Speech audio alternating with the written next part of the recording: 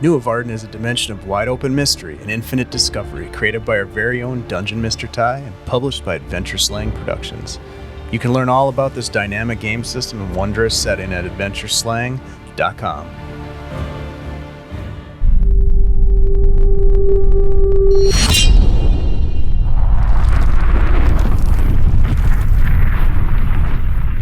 Pressing onward, the heroes faced the daunting task of crossing the open plain of Umult. In the distance, the great dome of the citadel waited. A rumbling in the ground and the approach of some presence beneath the surface sent the party huddled beneath an illusory veil before another gray colossus burst through the ground and rose above them. Zorik quickly prodded into the mind of the figure and learned it was an ally of Lutu.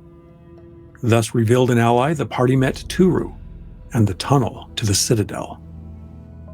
Following the tunnel, the group once more advanced, this time within the treacherous confines of the underground cavern. Falling stone and collapsing floors threatened to consume them, but despite it all, they persevered to the point where they were attacked by an amorphous black mallow. The dangerous creature repeatedly pummeled the explorers, pulling them into its form in an attempt to suffocate and digest them in acid. Surviving the encounter, the heroes reached the far end of the tunnel, which brought them within 250 breaths of the wall of the Great Dome. However, numerous enemies patrolled the perimeter, and so the group was forced to find another way in. Kava morphed into a tunneling reptile called a Larkler, and with some effort, they advanced to the stone floor of the citadel. Vajvahan used their primacy and element to open a portal into the floor, and the group proceeded into a massive hallway. Onward still, they scuttled as bugs across the vast floor of a door-lined hallway. The advance of some massive figure sent the group scurrying beneath the dimly lit door of a nearby chamber. And once inside, they stumbled upon a sort of laboratory, and the hunched colossal figure therein, purportedly named Krakfost. Uncertain whether the elemental be friend or foe, here we begin the exchange between that odd figure and the equally odd explorers, as they stand at last within the halls of the great citadel, home of the terrible overlord of Umult. This is where we begin tonight's story. We have heard for some time now that Lutu, the young colossus, had brought outsiders to Umult, and here you are. You know Lutu? The Overlord reports to those of us within the Citadel, of course, of all of the goings-on outside and inside, and so we have heard. And we know of Lutu, yes, the young colossi that have risen up against the oppression of the Overlord. You seem almost strangely gleeful of this fact. Do you not worry for your Overlord? I'm not sure I agree with the decisions of the Overlord. I'm given safe haven within the walls of this citadel, of course, to do what I do, my concoctions and my experiments. But I can't say that I take a side in the struggles between the young colossi and the Overlord. You might call me a bit neutral on the matter, unusual I know for my kind, but I am pleased to see you have chosen my chamber to reveal yourselves within the Citadel. As I said, I'm Krakfost. Who are all of you? Greetings. My name is Vajvahan.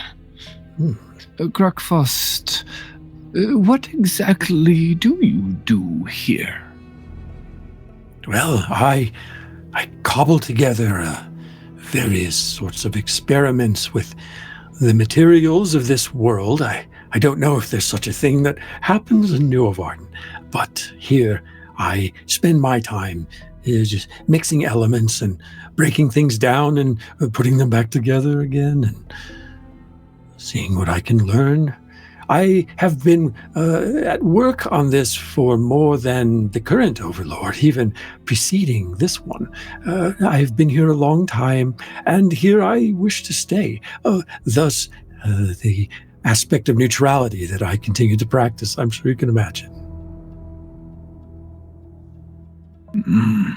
Yes, quite. Do you Colossi not age?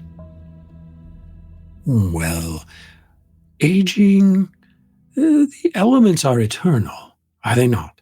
They are very old, and they continue on and on. Again, I don't know if there's any sort of this concept where you come from, but it's not that the elementals are immortal by any means. The imprints have proven that from time and again. Interesting. But let us not be rude. Vajrahan pats Kava forward to introduce herself. Kind of looking back at both Zorik and Vajrahan, kind of giving like squinty eyes. Like the look on her face is like, my name is Avak. Oh. Then she looks back at Zorik and Vajrahan and like kind of like winks.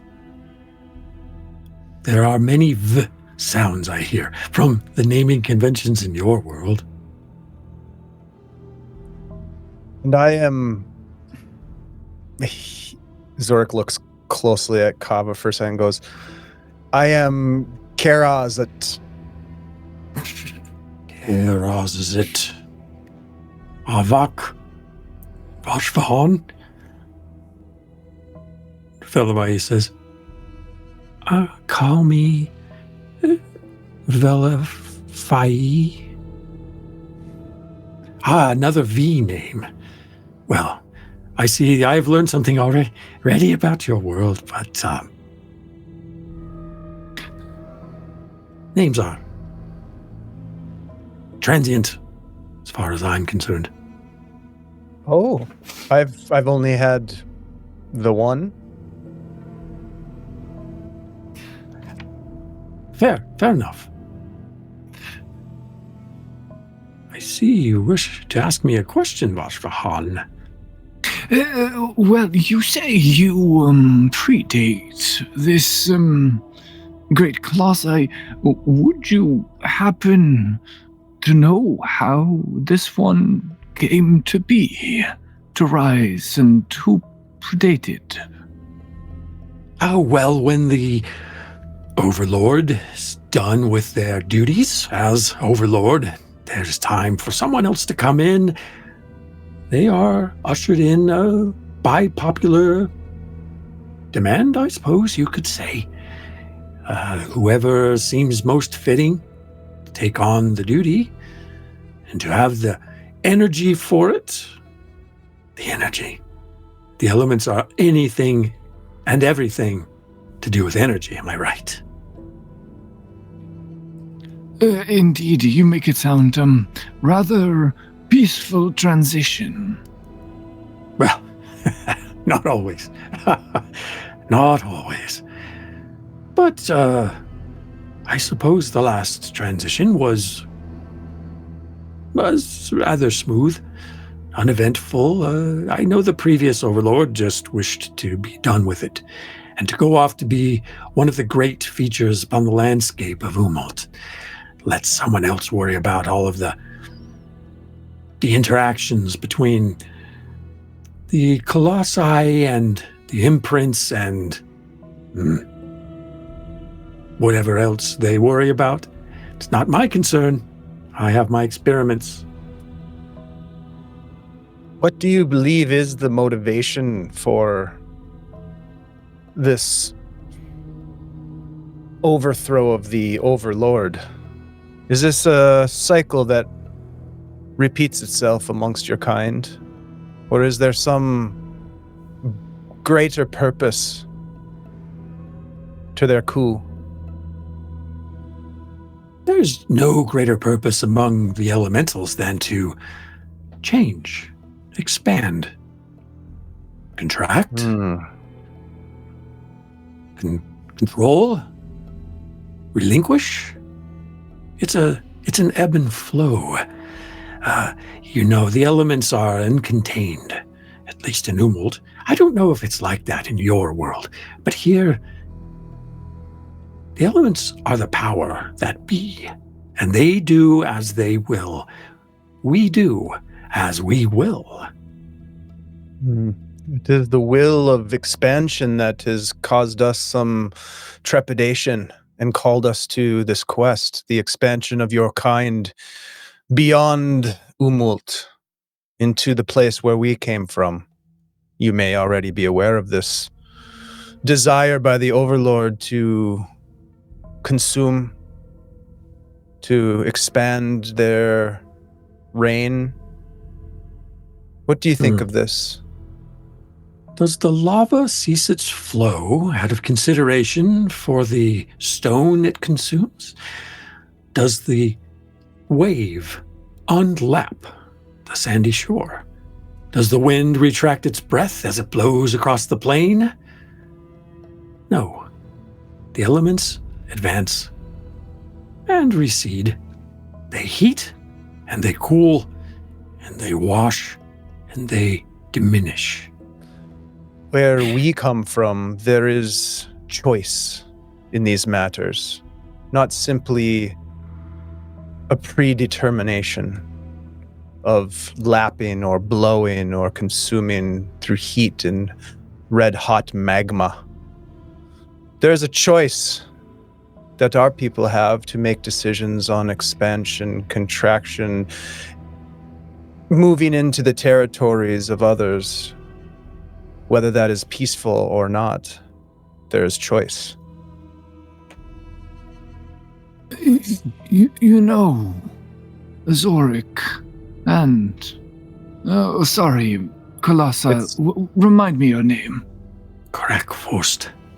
I mean, Korzit, I always get these names backwards. Rakus,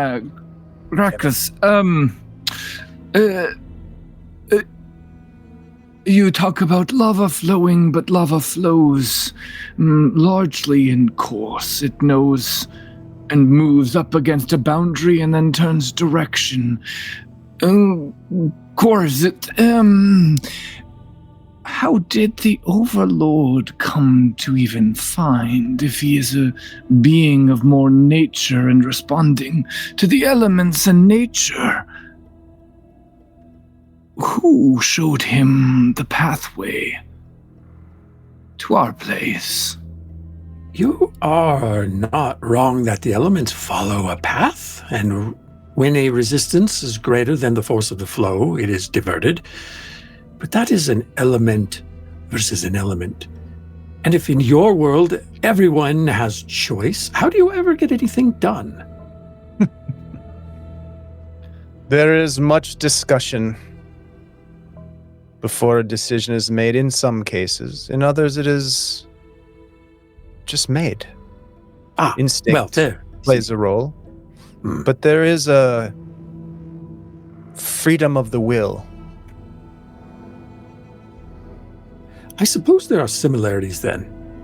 There's freedom of the will of the element. The element goes and does as it wishes. And like in your world, at times, here, one force goes against another, and the superior force, with momentum, I suppose you could say, determines the course of its flow.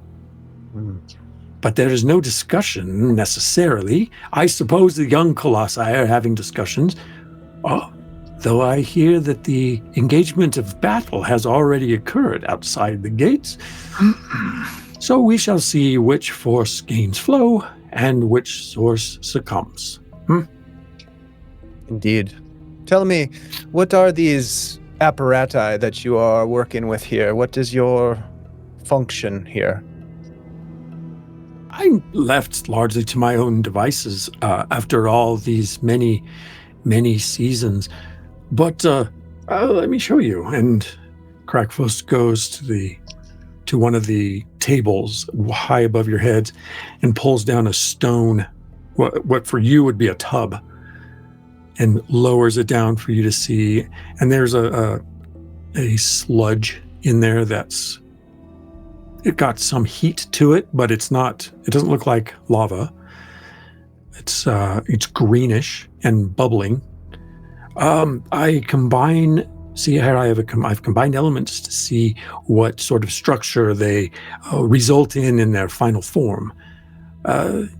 For no other reason than my own curiosity, really. No one expects me to solve or change the meaning or the direction of the way things are here, necessarily. There was a time when this great citadel was built that such duties were called for my kind and those like me, myself included. And even the structure of this great dome was built out of these combining experiments to create the structure such as it is to benefit the Overlord. But now it's in place and it stands as it has for such a long time. So I just continue to fritter away and do what I do. If I were to come upon something that I think the Overlord would find interesting, then I do report. You don't intend to report the interesting introductions that have been made here this very moment, do you? I do not intend anything. However, if you wish, I could introduce you myself and help you avoid any potential exchange with the guards that are left within, who will not find you so curious as I do. This could be quite helpful. Could it not, Avak, Vajrahan? Yes, I mean, it's quite helpful, but you helped craft the Citadel. Tell me, this has been on my mind since I saw the image. What is the dome of energy made of? Oh, you ask a very interesting question, Vajrahan. Well, it consists of a series of elements and of an energy underlying them that feeds those elements, that makes those elements a conduit for the Overlord. It is in some ways where the Overlord gets their power. And you and others fused it, created it. Yes. It was well into construction before I got involved. It has been here quite some time. But I have done my part in contributing to the experiments that fed into the conduit.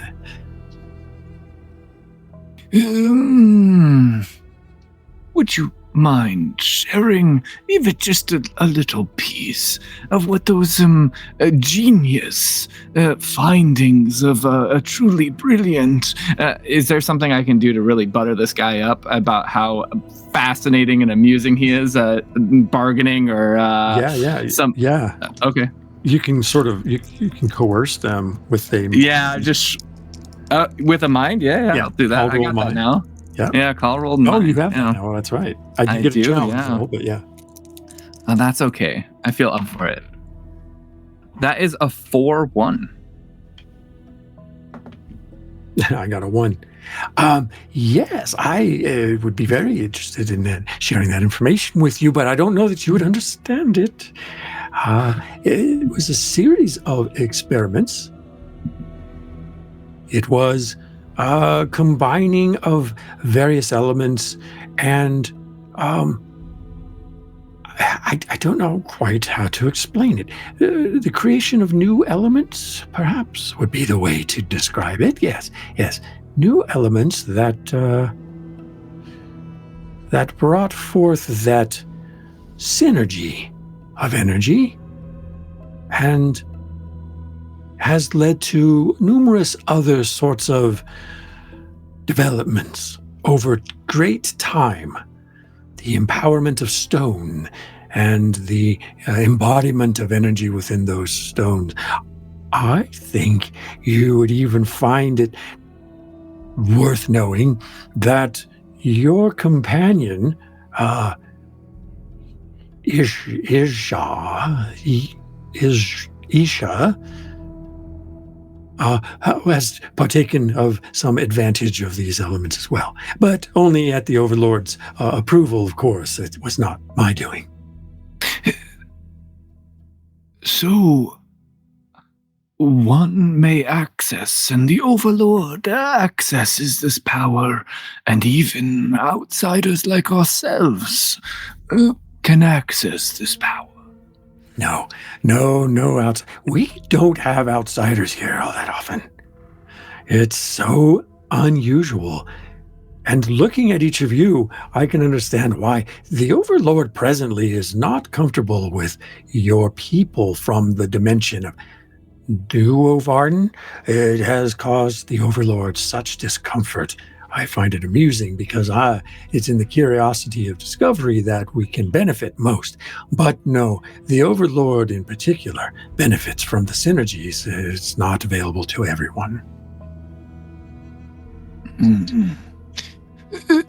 But how does he access them? Just by nature of being a Colossi or the Overlord, or is there a conduit of sorts that only he has access to? There is a connector that the Overlord adopts, is bequeathed upon gaining the authority of the throne, of the Onyx Throne. Yes. Have you seen the Onyx Throne? I doubt you have. You probably haven't even seen the Overlord yet, I'm sure. Does one even need to see the Overlord? His power is so present everywhere. I feel like I've met him in ways, eyes in the skies, and every other Colossi seemingly a finger of his. Well, I assume you were here to see the Overlord, but if that's not the case, then no. But if you wish to see the throne, then you would see the Overlord, because that is where the Overlord is, if you wish to see them. Oh, we do wish to see them, for certainly.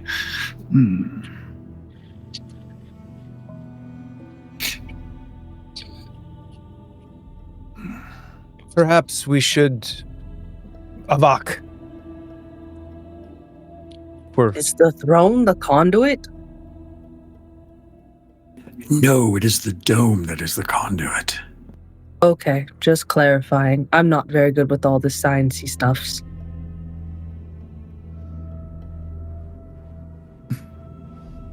Perhaps we should... Is he always sitting in the throne? The Overlord does spend the majority of their time there. It's where everyone can find them if they seek them.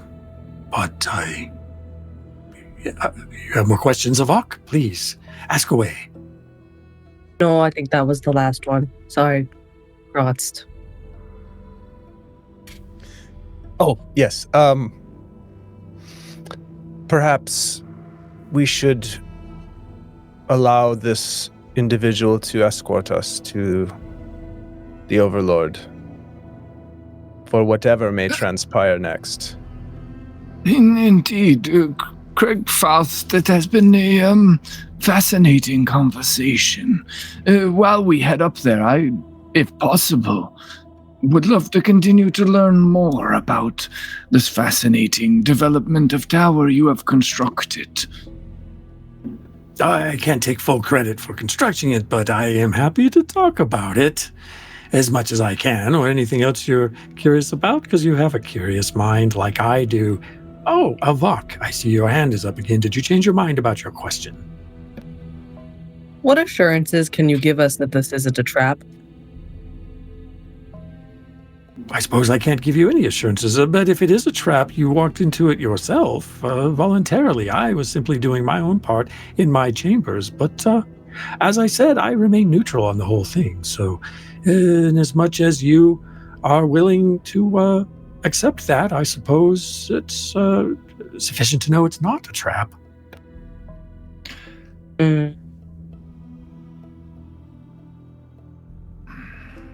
Well, he seems like a nice enough man.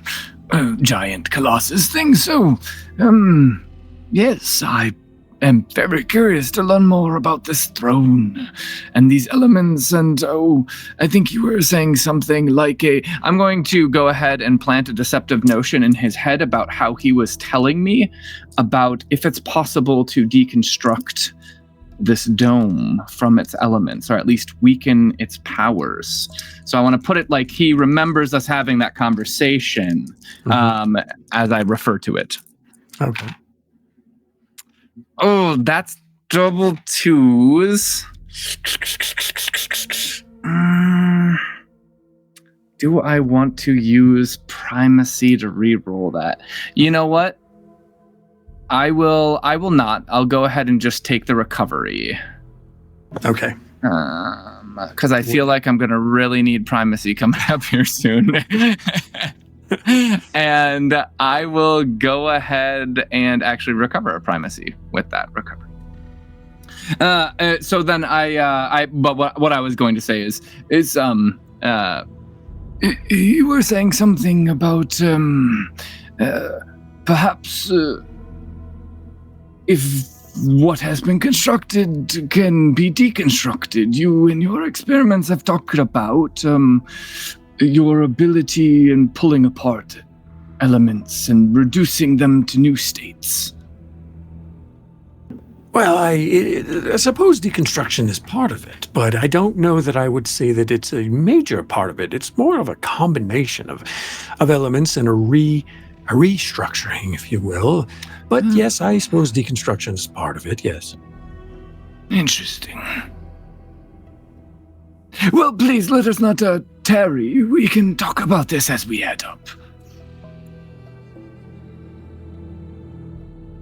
Krakvos shuffles into the spacious hallway and leads you into the unknown depths of the citadel.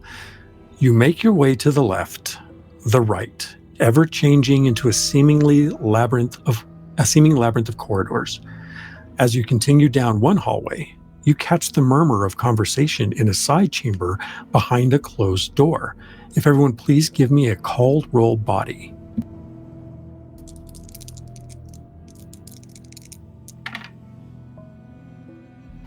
Is that 3-2 for me?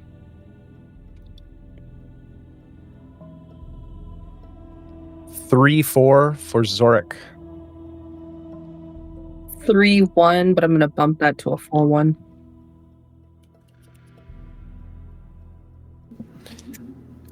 It is the sound of Isha's voice. I'll look at my companions to see if that registered for any of them. Vajvahan is way too busy listening to Krakvos talk about these elemental combinations and estates. He has no idea the voice took place. Fellavaai. Did you hear what I heard?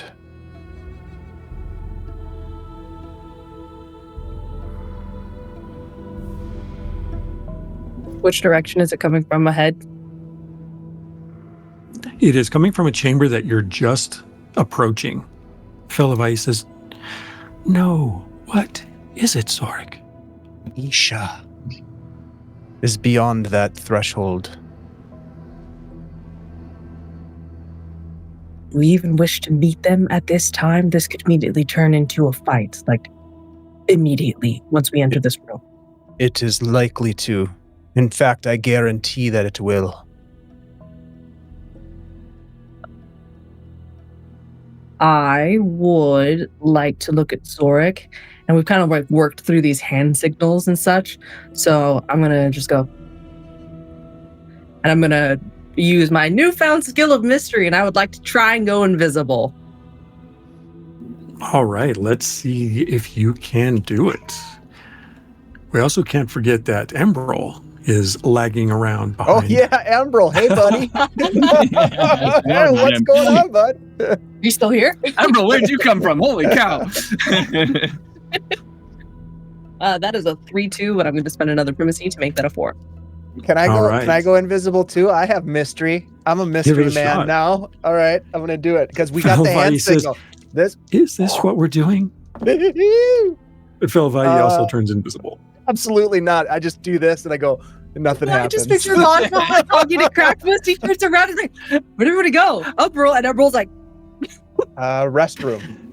Yeah, actually, it's only Avak and Fellavaai that turn invisible. Vajrahan, Zorik, and Embrol, as well going as like this. Crackfist. Are It's not working. It's not working. What did you get on your roll, Zorik? 2-1. Oh, do you want to do anything about that high failure, or do you want to risk your reprisal?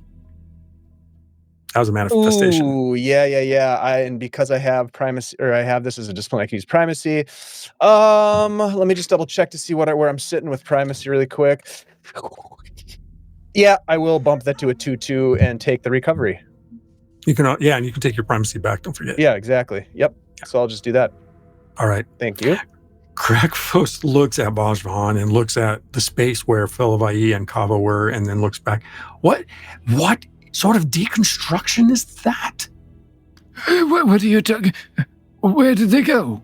That's what I'm wondering. Did they? It's hard to say. I mean, Corzit, you did we leave them behind? Vajrahan kind of looks behind, very confused. whispering no, into Vajrahan's ear. You like very like, Isha's in the next room. Vajrahan's eyes kind of go wide, and he's like, just like freezes. I'm very confused right now. And all of a sudden, like a light goes off in his head. He doesn't know Isha, so like it took him a while to register that Isha is somebody that they care about. wait, am I mistaken? I could have sworn Vajrahan was there for at least one instance when. No, because the last time we saw her was before. Oh, chicken frickin' nuggets. Sorry, above table. He's only kind of heard you guys talk about her. He doesn't actually know. Really, really big bad guy that we're chasing. So we need the element of surprise, and they don't know you. So in fact, actually, maybe we could use this to our advantage. I am going to. Is Crackfist totally hearing this whispering? Probably so, yeah. yeah. Crackfist is just like, looking back and forth at you. Embrol says, I don't know. Is going to use telepathy with Kava. Okay. You can do that? That's neat. I guess. Yeah, we're gonna try. That's double threes. Take it. I would say take it. Take it as a decreased difficulty because Kava's an ally. Okay. All of a sudden you hear Vajrahan just kind of is not looking at you, Kava, and you just hear his voice in your head. Is this working? Kava, say something. But not really, but just like in your head. Oh. Yes, in my head. Sorry, new manifestations. I'm kind of waking into it. Okay, so who is Isha? I mean, flying on dragons, conspiring with the Overlord, but has she done worse? I mean, she's tried to kill us at least.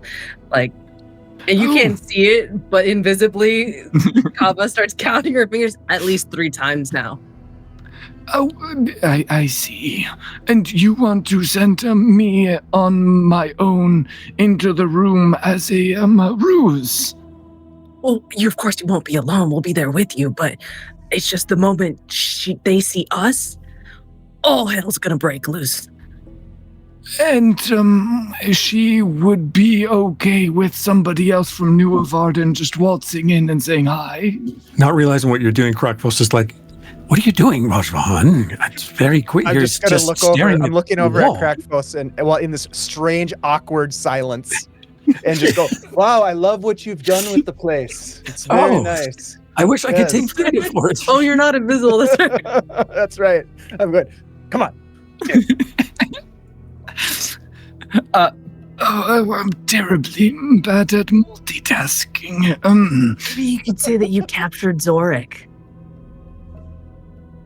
Captured? Like as a double agent. I don't know. I'm just coming up with random things on the fly. I see. Not with Crackfaust, but with Isha.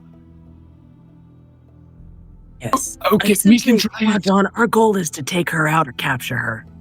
But even more so than the Overlord? Or first her, then the Overlord? Sorry, one minute, Crackfaust. I'm just thinking, really. Zorik from the side of you, Fellavaai, says, "What are we doing?" It's unclear what I we're will doing. wait. Yes. Let's Okay, talk amongst ourselves. I'm just going to engage in like banter, mindless banter with Fellavaai and Crackfaust at this point. Frost says, "Who are-" And now you're speaking to yourself and me. I love it. Yes, it's a strange tradition of ours. I think I understand why the Overlord is so concerned about your kind, but I do find it fascinating. We are often concerned about our own kind as well at these moments. See, it's no in wonder particular. you're confused about how the elementals do things. We're just straight to the point. I do have a friend named Dixie who you may have, well, you probably haven't met them, but they do have a bit of a control of the elements themselves. Someday, perhaps. Oh, they have control of the elements. That's very interesting. Indeed. Kava, again in her head, who is allies with this Isha? Isha serves the Overlord. She's currently. They have some type of deal, whatever that may be. We have no idea exactly, but we know that they are working together. But no one else in Nuovarden. She is a rogue agent. We have not met anybody else from Nuovarden, save for that one guy that we took out, we don't need to worry about him anymore.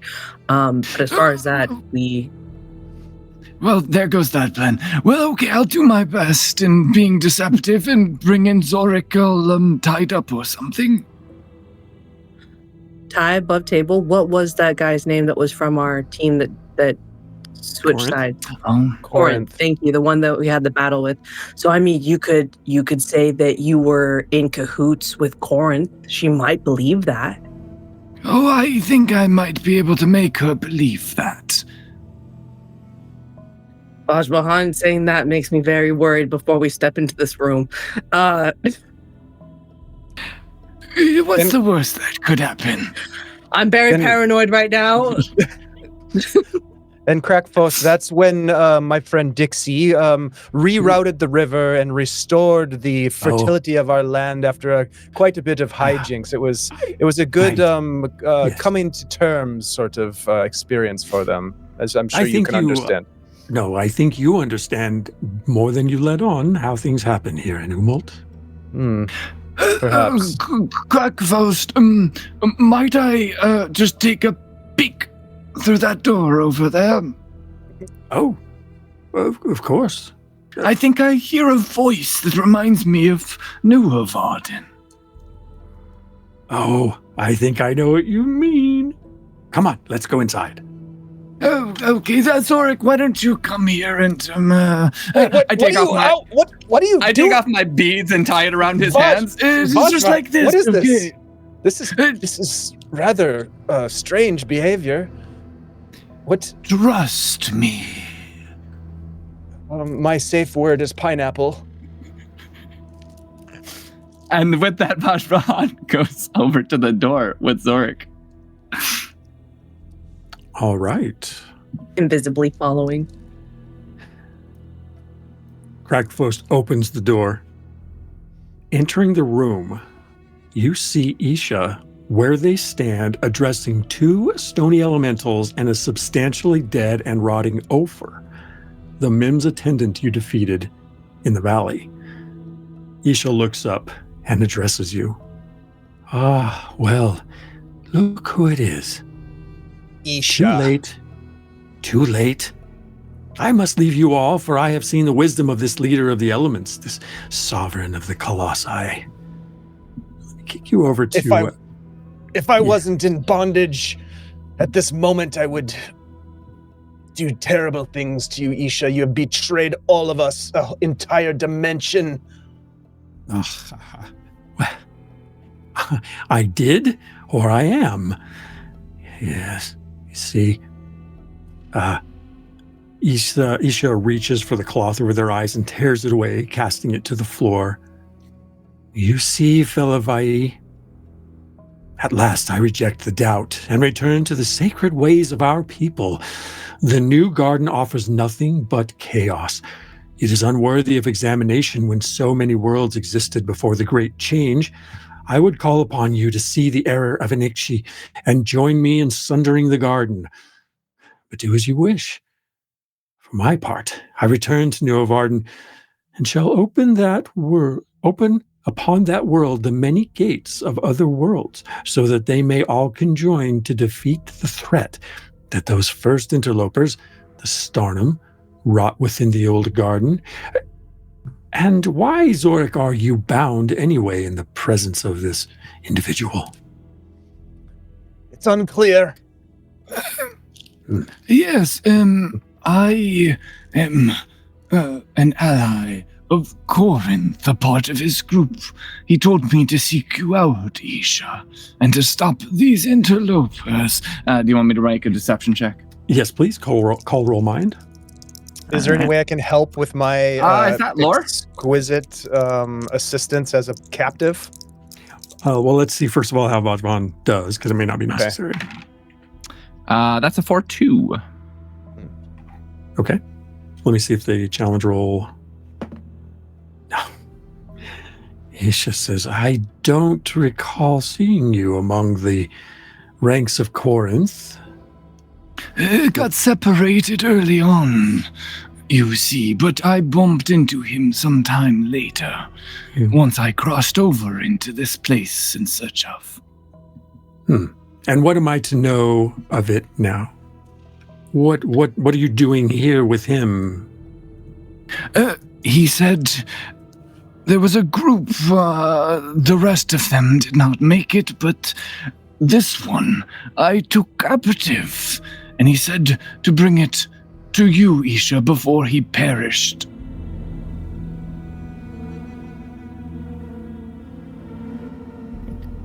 Something about you've had encounters with these hooligans before, and would be quite satisfied to deal with them. Yes. Well, if you're delivering them to the Overlord, I suppose, then go on with it. You do not want to snuff this one out? I doubt the Overlord cares anything about. No. I return to Black, to the poisoned Sweehens, to take control of those skulks to wage havoc upon our precious garden.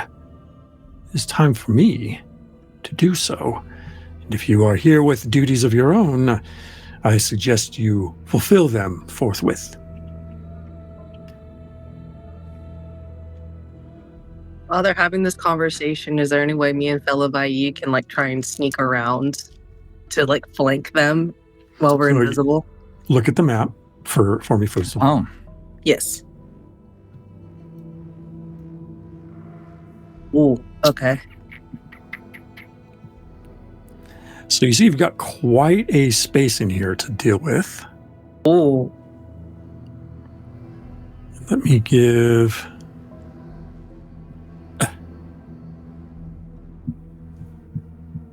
Oh yeah, that's a long distance. Boy. Why don't we do this? Why don't you choose your combat order? Oh.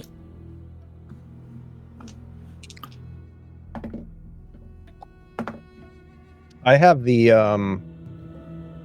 necklace of, what's it called again? Quickening, I think. The quick pendant of quickness. Yes.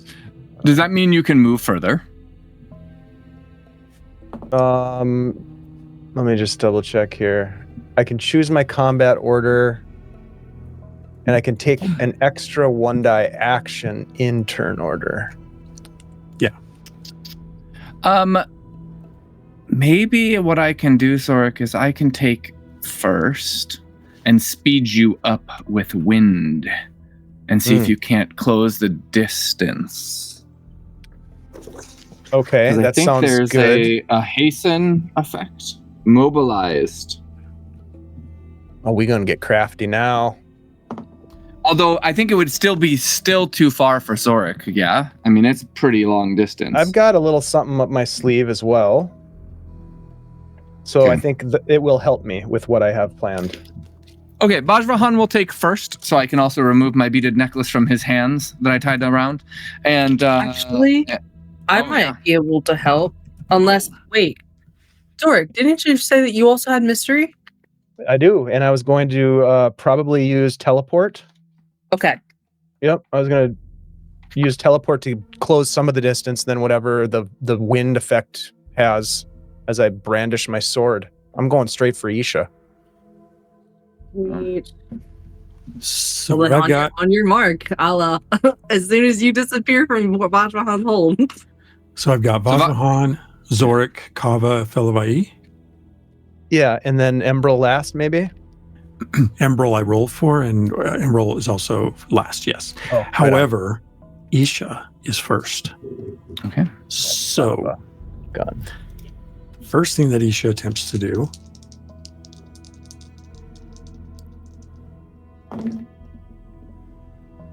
is re-roll. Spend 2 primacy to re-roll. And this is going to spend all 4 primacy to re-roll the whole. There we go. That's There we go. So let me mark that off. And then, there it is. Isha opens. As you look behind them, you see here on the map, where's my pointer? A doorway opens behind Isha. And behind Isha, you see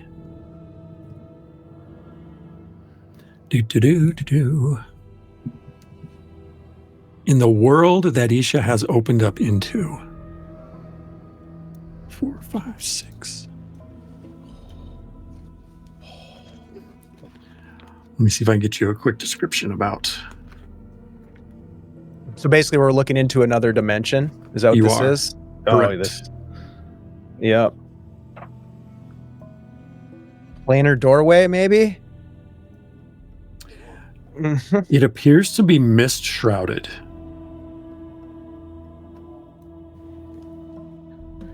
Yes, it appears to be mist shrouded, and through the doorway, you can hear the sound of waves lapping on a shore. And Isha steps through, and then spending their other die, closes it behind them. Oh, what a jerk he is.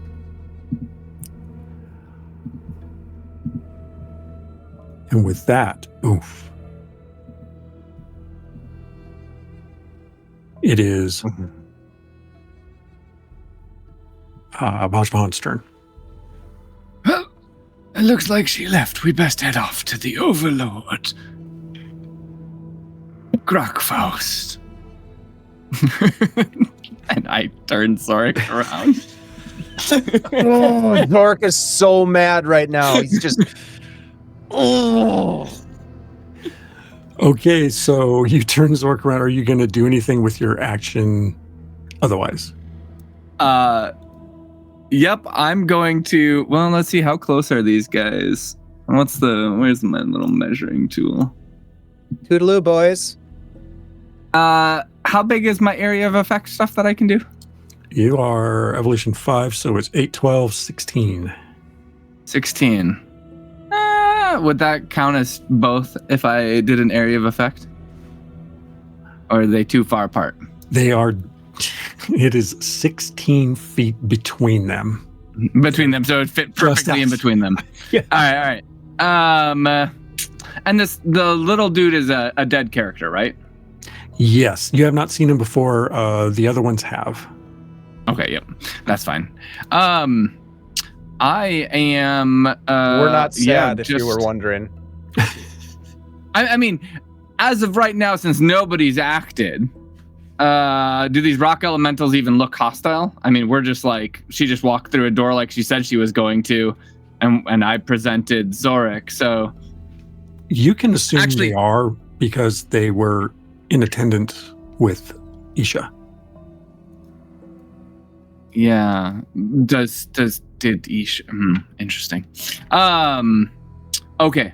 And did Isha addressed Fellavaai, right? Even though Fellavaai was invisible? Yeah, that was a mistake on my part, so we're going with it. Oh, okay. All right. So, sounds good. Sounds good. Well, then I am going to, in this one that's closer to us, try and plant a deceptive notion, I think with lore, that in fact it was a very peaceful dialogue and with Isha, and that we're just going to be moving along our way. And you're doing that with who? With which one? The closer of the two elementals. Okay. Big elementals. Since I can't target both, so I'm just gonna throw that in their mind to make them think that. Give it a shot. Sorry, ground. Oh, that is double ones. So it's not a total failure. Nope. Is there any way that I can help? Oh no, because it's lore. Huh. Yeah, it is lore. I mean, so you can technically assist still. Yeah. Assist if we haven't taken a turn yet in the encounter. Yeah, the challenge here, the reason why I'm inclined to not allow it is that it's basically an invisible, silent thing that Vajrahan's doing, so you wouldn't really know. No, that's fair. That's totally fair. Yeah, so essentially what I said, I'm like, well, I guess we'll be on our way then to go see the Overlord, as Isha said. And I start to turn Zorik around and walk away from the elementals. Okay, all right, so that is Vajrahan's turn. All right, Zorik, you're up. Actually, Zorik is not up yet. It is the elementals. Great. Oh, let's see, what is the range here?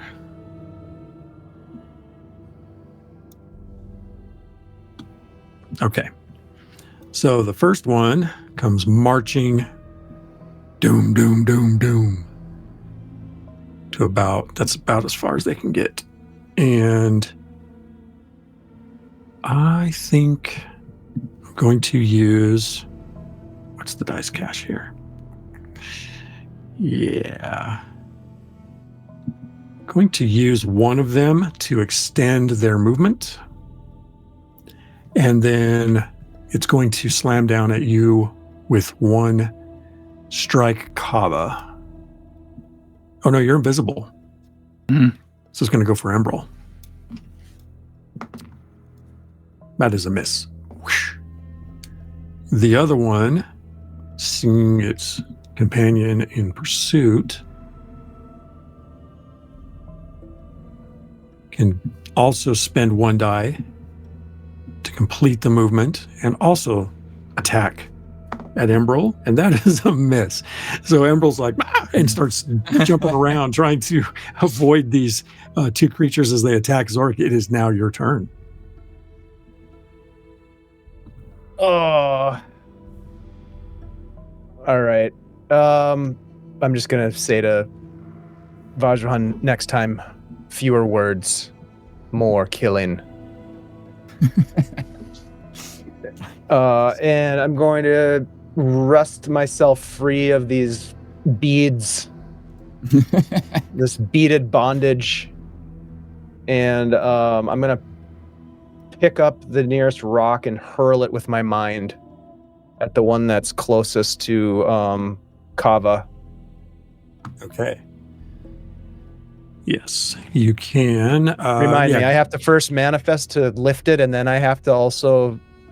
I don't like that at all. On a high success, you can do it all at once. Yeah, I'm not gonna do that. That's too many things that can go wrong. Instead, I'm just going to do a mental attack, and I think it's area, so I could hit both of them. So I'm gonna do that instead. Okay. Yeah, that's better. All right. Here we go. That is a 3 and a 1. I'm gonna bump it to a 4-1. Let me make my. Is this an injurious attack? Yes, it is. Okay. All right. Go ahead and roll your damage. Okay. Hold on. Vajrahan's going to assist since I too have mind. And I do have Okay. one held dice. So let's just see if we can't get a 4. Nope, that's a 1. Never mind. Okay. So, I rolled Vajran, that costs you a primacy. Oh, because it's a 1. Yes, okay. Yeah. Sounds good. Which I got is- those in rolled a spades. We'll be I all right. rolled a 4 on my Ooh. damage die. Okay, very nice. So that was 2 of my action dice. I still have 1 action dice left. I'm gonna actually try to manifest Emerald Invisible with my other action Oh, okay. because I feel like he's gonna get his ass kicked really quick here. So here we go. Oh, that's a 4. He's invisible. Whoa. All right. Sweet. Fascinating. Okay, Emerald, you are now invisible. There we go. Nope, wrong one. All right. Don't forget the rules for maintaining. Do you want to move, or are you good where you're at? I am going to move over here. Meanwhile, Ophir over here has just collapsed into a heap of corpse. So they're no longer a factor. All right. So we have an invisible Emerald. We have an invisible Kava. You moved over there. It is, I believe, Kava's turn. Now, Kava, you are down 1 die and action because of your maintained invisibility. 1, 2, okay. So with that, I'm gonna drop invisibility. Okay. I'm going to Let me present clarify something myself I'm sorry. Let me just clarify that real quick. It's an action to end it early, or it will end at the end of your turn. Oh, okay. Then that changes a little bit what I was going to do. While still invisible, then instead of that option, I will instead. I would like to use the manifestation song, and I'm going to try and drowse the one directly in front of me. All right. Give it a try. That is a 2 and a 4. Heck yeah. Okay, let me make a challenge. Oops. Try it again with a different die. That is a 4. You got a 2 and a 4? Yes. You may spend a primacy to bump it to a 5 for high success. Would love to do that after. And that overrides the challenge. Heck yeah. All right. Primacy spent. So this one, let's see if I have a... Oh, yes, right there. It's like dulcet tune begins to fill the empty cavernous room from just somewhere. You guys have no idea where this emanating, but you're like, oh, that's Kava. And then as you do, you watch the guy in front of her just slowly slump over onto his knees, just kind of passes out. Down that one goes. Now, don't forget that an incapacitated creature that is injured comes to consciousness. Also, remember that it will end at the end of your next turn if you don't maintain it. So keep that in mind, and you have your movement left, correct? You're muted. I'll actually move myself behind the creature using my movement, so like so. And as I do so, I'll just simply call out into the room, "Don't hit the sleeping one until the end." Got it. Nice. All right. Then that takes us to Fellavaai and Emerald. Emerald is invisible. Merp. You don't know what Emerald's doing, but Emerald's doing stuff. Oh no, Emerald. Emerald's spending primacy to re-roll that. Aha. A blast of flame appears out of nowhere and strikes the other one for a little bit. And as the creature puts up its hands, the elemental puts up its hands in the flame, it doesn't appear to be all that effective. It does appear to anger them. Fellavaai is now going to attempt to pull the shadow off the Colossus with 1 die. That is success.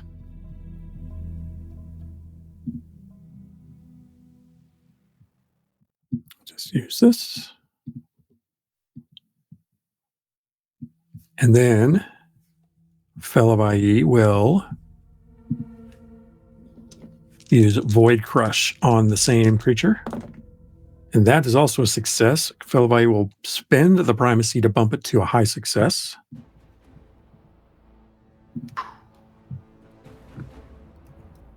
Oops. And okay. All right, Fellavaai struck true.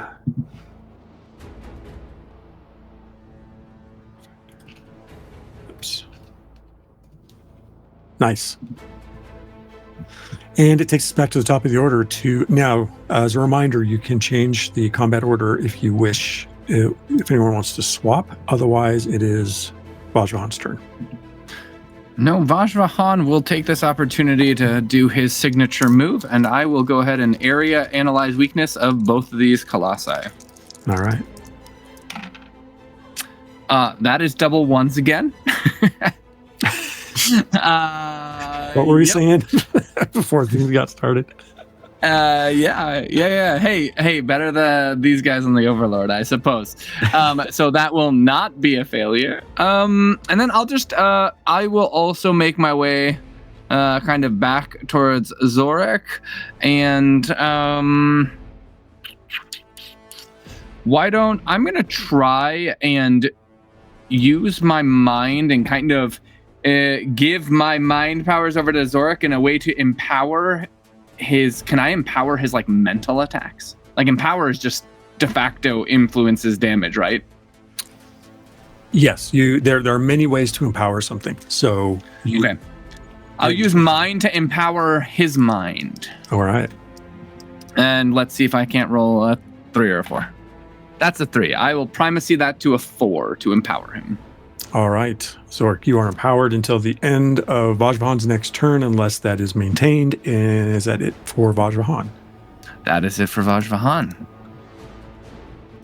Now, All for right. empowered, what does that do for me? It means that Let's clarify that. Vajrahan can either make your attacks less decreased in difficulty, or can increase the damage by 2. You want some extra damage? Does it have to be an yeah. attack, or can it be any action does it have to be relative to a physical attack? Can it be a Not different necessarily. manifestation? Because I want to try something different than a mind attack. So, Just bolstering your mind. Do you want me to make it easier to hit, or do you want to do more damage with it? well, Zorik's saying doesn't necessarily want to do an attack. So here's what I'll just tell you what I'm going to do, or what I would like to do. Because I now have the discipline of mystery, I would like to open a planar doorway underneath the colossi that is still standing and drop them into a different dimension. So that's a mystery action. Vajrahan empowered your mind. So the mind manifestations are what are empowered, but you can still do your mystery thing. Yep. Yeah, you should still just do it. I'll keep up the empowerment on you going forward when you need to attack. Yep, I appreciate that. I'm gonna go ahead and try to do the planar doorway and just get rid of this guy altogether. All right. First of all, this guy gets to go first. Oh, right. So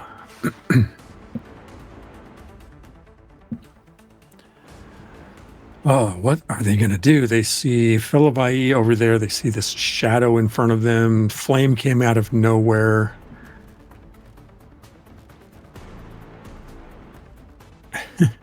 I think they are going to step towards Emerald, not knowing that Emerald's there. I'm going to give them an incidental 1-die attack on Emerald at increased difficulty. And that's not enough. They step over Emerald toward Fellavaai. Using the other die, strike and fail. Fellavaai makes a reprisal, and that does hit. So as the elemental attempts to strike at Fellavaai, they step past Emerald and swing and punch into the floor, crying out in pain for an utter failure on that effort. And now, Zorik, you may go. All right, I'm going to attempt to manifest a planar doorway beneath this active colossi and just take them off the field. All right, so you attempt to open up the doorway. Go ahead and make your roll. That is a 4 and a 1. Okay. Do they get a challenge? Because this is essentially a forced movement. Yeah. Okay. Now, can I wait until their result to see if I want to use primacy to re-roll the other? Yes, you absolutely can. Yep. Okay. They do not succeed, however. Oh, Since good. it's a 4-1, please give me a 3d4 roll. Okay. And let's see which dimension you open up into. Add the total. The total is going to be 5. Okay. And as this doorway opens beneath them, see if you can tell anything about where they are being dropped into.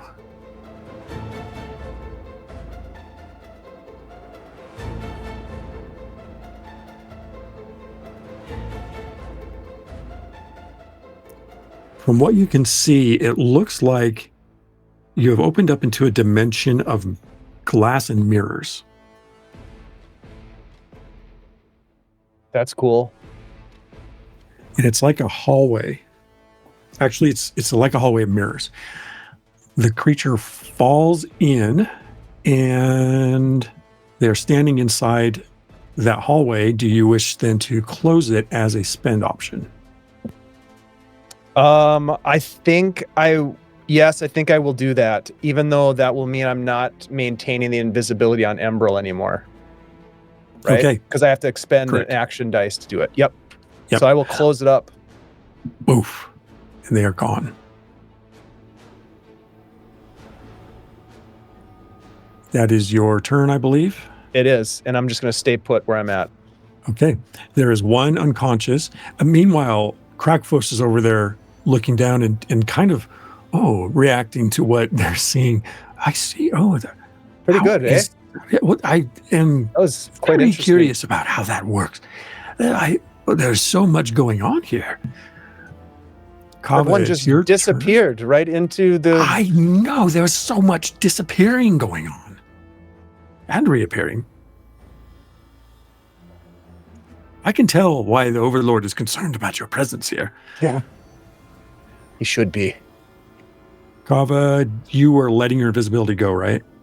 Yeah, sorry. I had to pick up the puppy because he was trying to eat all the D4s that I dropped on the floor. Yeah, That was don't let fun. that happen.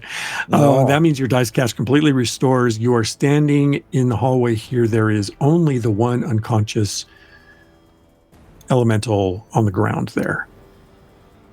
Well, but we only have one unconscious on the ground. We dropped one through a portal. So, but there was 3, right? So the figure of Ophir collapsed into a corpse as shortly after Isha left. There were 2 elementals, not including Krakfost. One of them just got dropped into another dimension. And then you've got this one that's unconscious. Roger. I was miscounting then. Might be. Well, shoot. Well, then the only one to smack is the unconscious one. So, with that, you know what? We're gonna smack it with a big old sword. Might as well. Okay. Let's do it. And It will be a decreased difficulty because it's unconscious. I also have all my dice too. So for 2 for the first roll, what is that? That is a 3 and a 1. I'm going to use a primacy to make that a 4. You don't need to because it's decreased difficulty. Oh, right. Decreased difficulty. Yep. So Thank you. please roll your damage. It's at +1. 2 plus 1. 3. And then I'm just going to follow it up with hopefully another sword swipe, which is the last dice. That's a 1. Do you want to do anything about that? I will spend a primacy to make it a 2, so it's not a high failure. Okay. All right. As you hit it the first time, feeling really confident, it comes to consciousness, and as it starts to move, it throws you off, and you miss the attack. It is Embril's turn, and Embril is no longer invisible.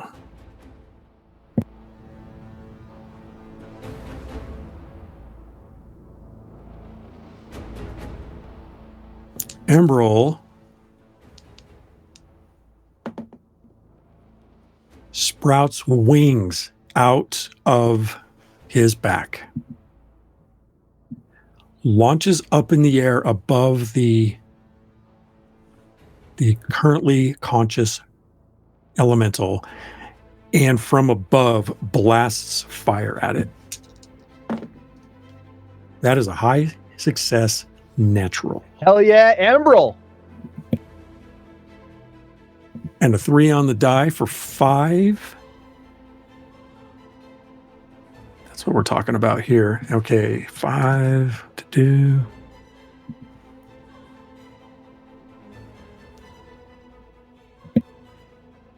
All right. Embril will let's see what Embril gets recovery as well. And the creature is Embril's going to make it hobbled. And we'll add an armor factor. Sweet. Embril already had an armor factor too. All right, and then Fellavaai will attempt a void attack again. That's a 4-1. Okay, for 3.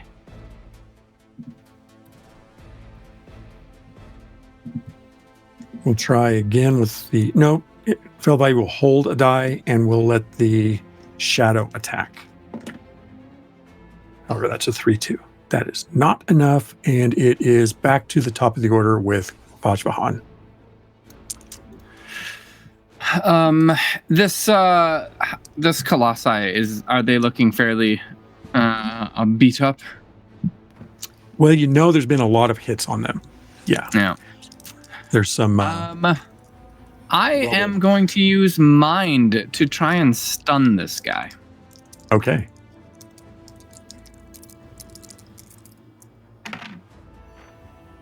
That's a 3-1. I'll use a primacy to make that a 4-1. I will attempt a challenge.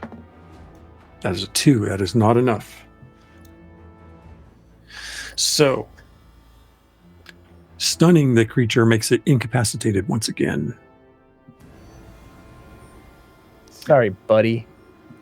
And I will use my other die is to maintain the empowerment on Zorik. Okay. Very cool. Then it is Zorik's turn because the only one that can act is incapacitated. All right. I am going to use a mental attack on them. So, Okay. this should have, let's see. So the mental, because I'm empowered, my mind attack will have, it'll be a decreased difficulty for me to hit them. Correct. Okay. But the immobilized doesn't help me in that respect because that is for physical attacks, right? That wouldn't affect the mental attack. Oh, right. Well, it is incapacitated, so it's not aware to even resist you, though. Oh, okay. So does that? All right, I'll just roll and see what happens here. It's already decreased, though, so it doesn't stack. Okay. Is that, and that's in the rule? It just doesn't. You don't stack the status effects if they decrease. You can't like decrease it to an auto If you had a big party of... Only when it's like, when there's some increases and some decreases, you even them out to whatever's the majority, and that's what you go with. They can kind of like offset each other. Yeah. But, okay, gotcha. Yeah, okay. but yeah. Here we go. 3 and a 4. I'm gonna go ahead and go. I'm just gonna bump that to a double 4 for a high success. All right. Please roll damage plus Using 2. my primacy. Very nice. Yeah, that was great. That's much needed. So D4 plus 2. Yeah. 3 plus 2 is 5. And there's no armor against that on this creature. You may describe to us how you scramble its mind. These guys are made out of stone. Is that correct?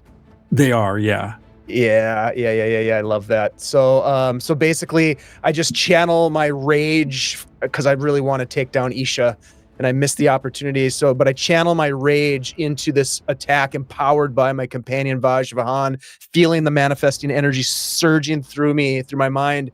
And as I connect with this Colossus's mind, it just shatters their head into 1,000 pieces of rock that just scatter across this broad hallway. Nice. All right. Embrol and Fellavaai, everyone ducks as this stuff clatters through the room and across the floor. And Crackfost goes, "Oh, now I truly see why the Overlord was concerned about your arrival. Oh, my." Please remember, Crackfost, the only reason we're here is to protect our realm from your Overlord. We did not come here with ill intent in our souls or in our minds, other than to protect ours. Yes. Well, I'll let you have that conversation with the Overlord in time. It seems that your companion, Isha, has flitted away, returning home, it seems.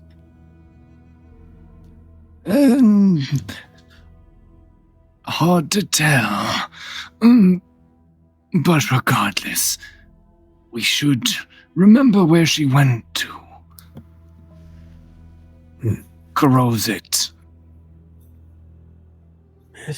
If they are able to produce a gateway back to Nuovarden, then perhaps we can do the same? Didn't you do just that to the Fellavaai just now? Not to our home realm, though. That was some other place, and I've never done that before. I didn't even know that I was capable of it. I just thought in my mind that I wanted it to go away, and a rift opened beneath it. Perhaps with practice, Fellavaai, in your practice, have you? Would you be able to open a gateway home for us when this is all done? Together, we'll have the ability when the time comes. Then we should make the assumption that Isha has that ability as well, and yes, we will have to deal with them after we have dealt with this Overlord. Yes. But first, Crackfost, will you take us to meet the Overlord? Crackfost says, yes, of course, that's what you are here for. And that is where we will take our break.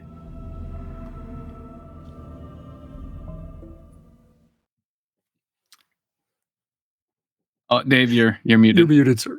But it sounded exciting. It's probably good that I was muted because I was like, "Oh, Ty, we're gonna have to go after Isha." You know, we're going after Isha next. You know it.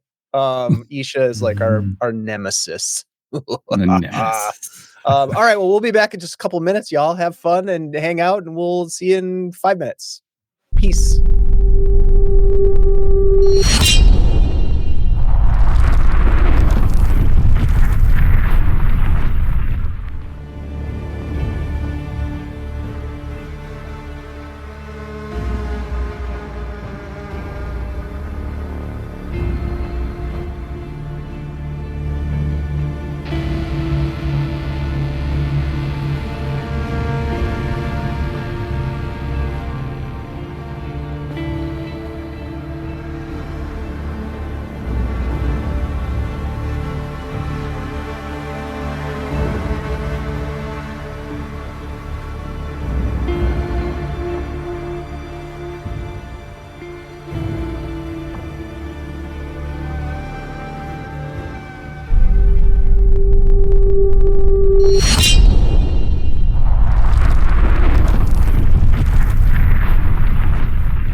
Upon dispatching the elements, Krakfost beckons you onward. I suppose before we get that far along, do you have anything you want to say amongst yourselves as you recover from this fight? Embrel, I saw something quite striking, a striking difference, it seems, in your abilities. The wings were quite amazing. I told you I was getting stronger while being among you, and I feel that I have more substance to myself. These past few phases, Is this a natural growth pattern for your kind? It is not. Well, your influence is far-reaching. The collision of our realms is leading to very interesting manifestations, I should say. Yes, there's a lot of energy being exchanged. I think Krakfost says, ha, see, I told you. I know what I'm talking about. Embrel says, yes, anyway, I find myself becoming more adept in your presence. It's something I am enjoying. I wonder if after this is all done and we've accomplished what we set out to accomplish, if perhaps there is an accord between our peoples of Nuovarden and yours, Embrel, that we may help to spread this newfound evolution, as it were. Perhaps. I am reserving my judgment for the, points to Krakfost. This neutrality is something I've never observed among the elementals. No offense to you. Krakfost says, I stand by my claim. Neutral as the day is long. Nonetheless, Zork, we'll see, I suppose. Suppose we will.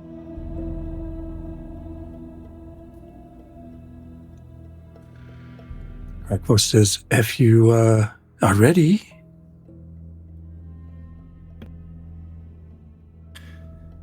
Yes, let us proceed, Krakfost. Companions, ready yourselves. Krakfost leads you on, and at last you arrive at towering double doors of rough-hewn granite.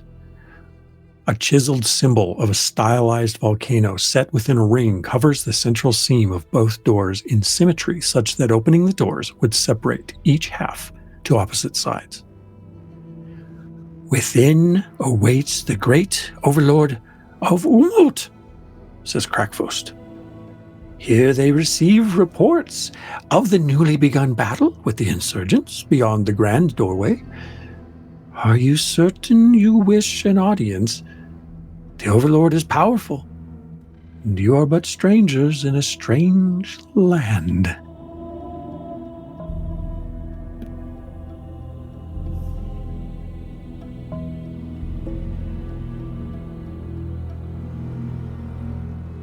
What's a cover? You look like you doubt. You're ready, shaking your head at the ground. Sorry, above table. I was telling the puppy not to chew on something. Below table, the puppy is chewing on something. I'm still paranoid. I mean, we're gonna do this either way. We gotta get it done sooner rather than later. So, like fixing the pauldron, like picking up the sword. Let's go. Fellavaai says,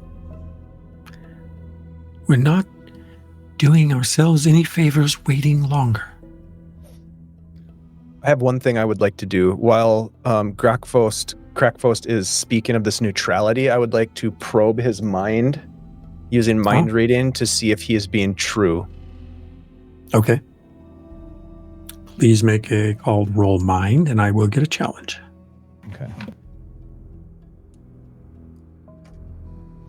3-2, I'll bump it to a 4-2.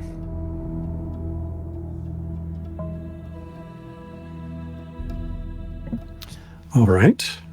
Here's my roll. So as you get into Krakfost's mind, it does not seem that they are aware of your intrusion. They are thinking initially, they're wondering if you are prepared for what you are about to see. And wondering at the balance of power between you and the Overlord.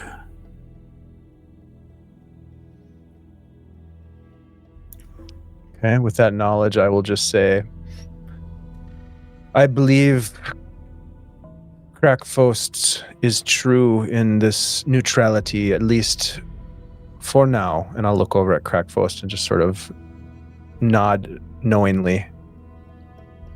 Did you say it loud enough for Krakfost to hear as well? Oh yeah, absolutely. Yeah. You catch Krakfost thinking, if only they knew. Mm-hmm. Very well, then. We should press on. This is what we came here for. Very well. Let's see what mood and temperament the Overlord is in today.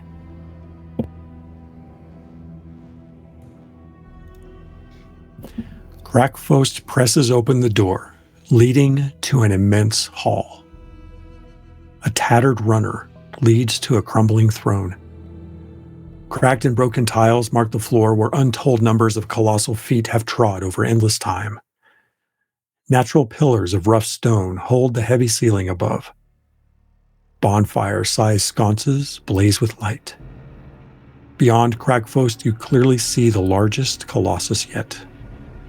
Easily 22 shins in height, the brown-hued elemental rests afoot upon an onyx throne in contemplation.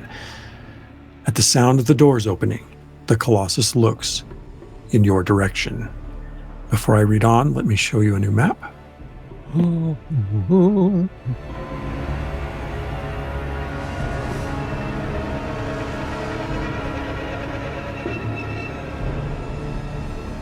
Oh, whoa.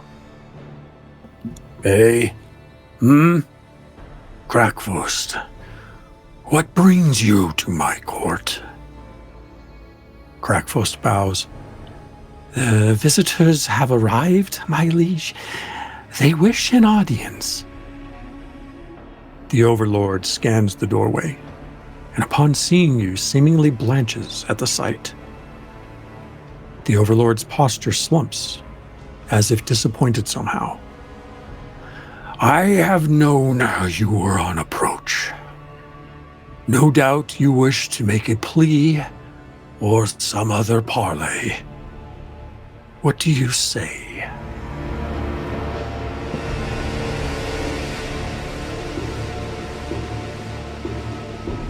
You have been aware of our approach for some time, it would seem, but yet you still do not understand the motivations of our arrival. Your understanding of this visit is limited. We do not come here to parley. We come here to tell you that we will stop your incursion into the garden from whence we came. I'm just going to take a couple steps forward.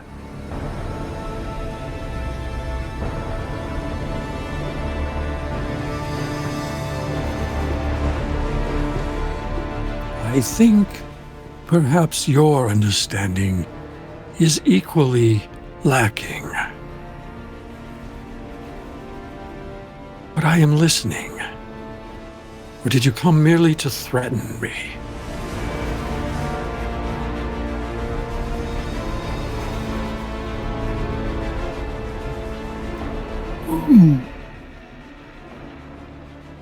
Overlord? It is folly to try and take possession of Nuovarden. You have a great realm here and great control here, thrusting your will there. It will end in calamity, one way or another.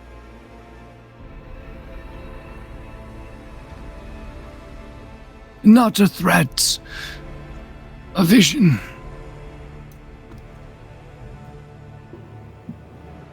Tell me the source of your vision. I will hear a story before this is decided. You see, Nuovarden is of Aeos, in a way, and intentionally separated if the great Aeos of your realm who begot or channeled Nephis of our realm intentionally separated the two. Who are you to demand it?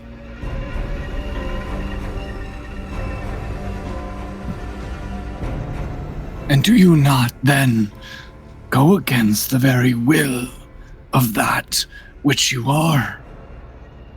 And who in comparison are very small, even in your own grandeur.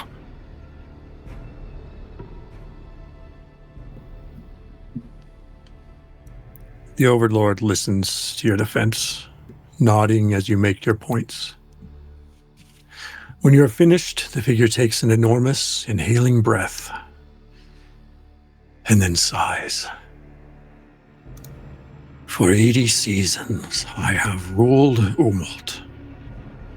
I hold a long line of tradition among the elementals, and it is this tradition that I must honor. I know there are those young colossi that oppose the old ways. I am not surprised they brought you here to confront me. It's not the way I wish, but the way it must be, that your world cannot continue. With such power in our midst, all pre-existing realms face a danger of such influence in their worlds. How is it that different from what I wish to do? How does the risk to many justify the existence of one?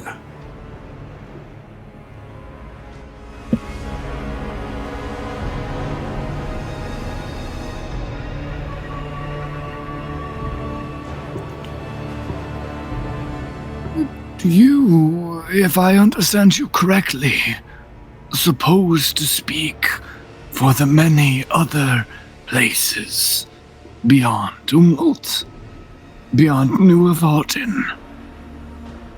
Are you Overlord of they as well?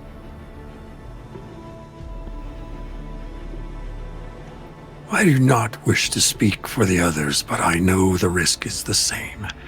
The others have not threatened Umalt, nor to my knowledge elsewhere the way Nuovarden has presented such a threat. Your manifestation energy that was brought, and which rules your realm now, changes the things it touches. The elements are the oldest form of matter, and we do not wish to be changed. How did the power of manifestation threaten you before you opened the gate between our worlds and foisted upon us those that called echo beasts and other foreign entities? The Echo Beasts are a manifestation in and of themselves, and your borders press upon my borders. The threat is self-evident. Do you deny it? There is no denying the threat that you pose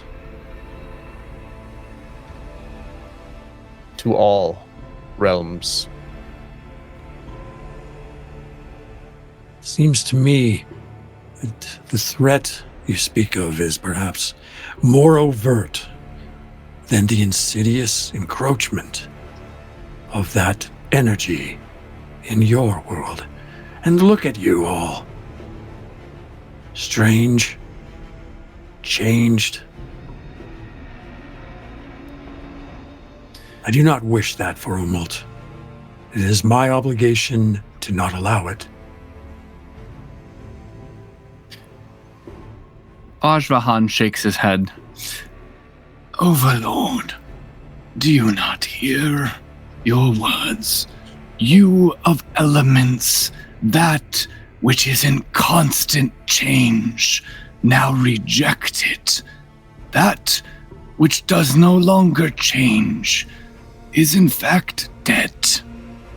This is the law of all things. All things must change. To a point, I do not disagree with you, but the elements follow the path that they may take, and when they may not take that path, they stop or change course. I am afraid your world will continue to bypass such natural restrictions. For the first time, Kava speaks up.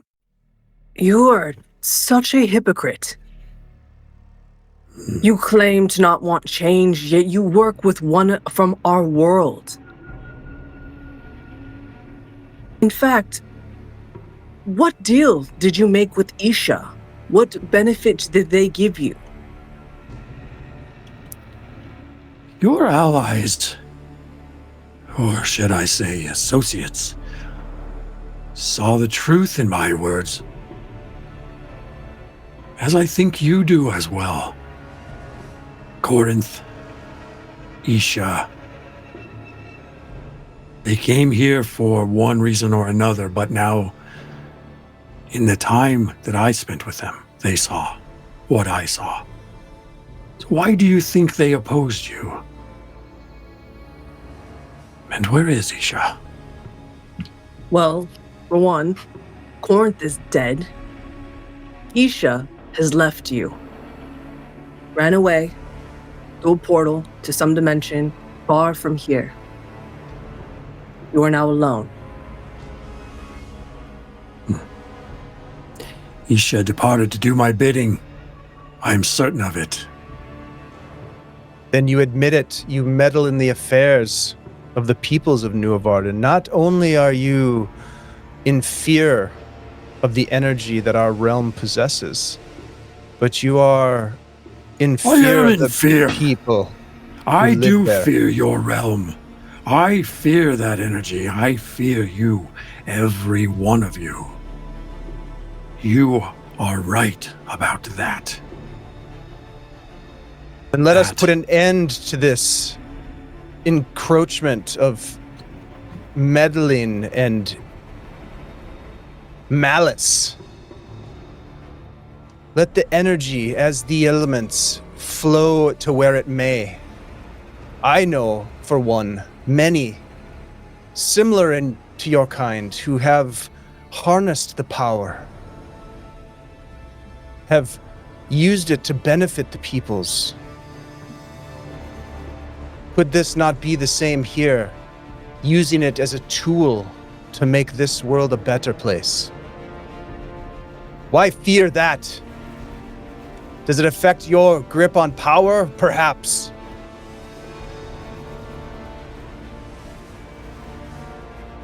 There is one solution. The terror of your world must end. And it begins with you. Zorik, your grandfather, Aeos Asuri, whispers in your ear. Let us through. Choose your combat order. I'm gonna go first. Well, I mean, thinking with that, you can't have to, buddy.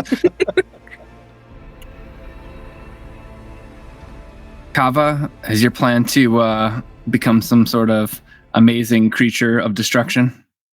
Yeah, we're probably gonna start off going big and bad. Soak those points.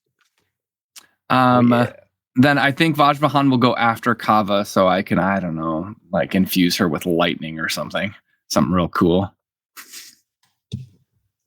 All right, so Vajvahan's third. Emerald will go second as well. All right.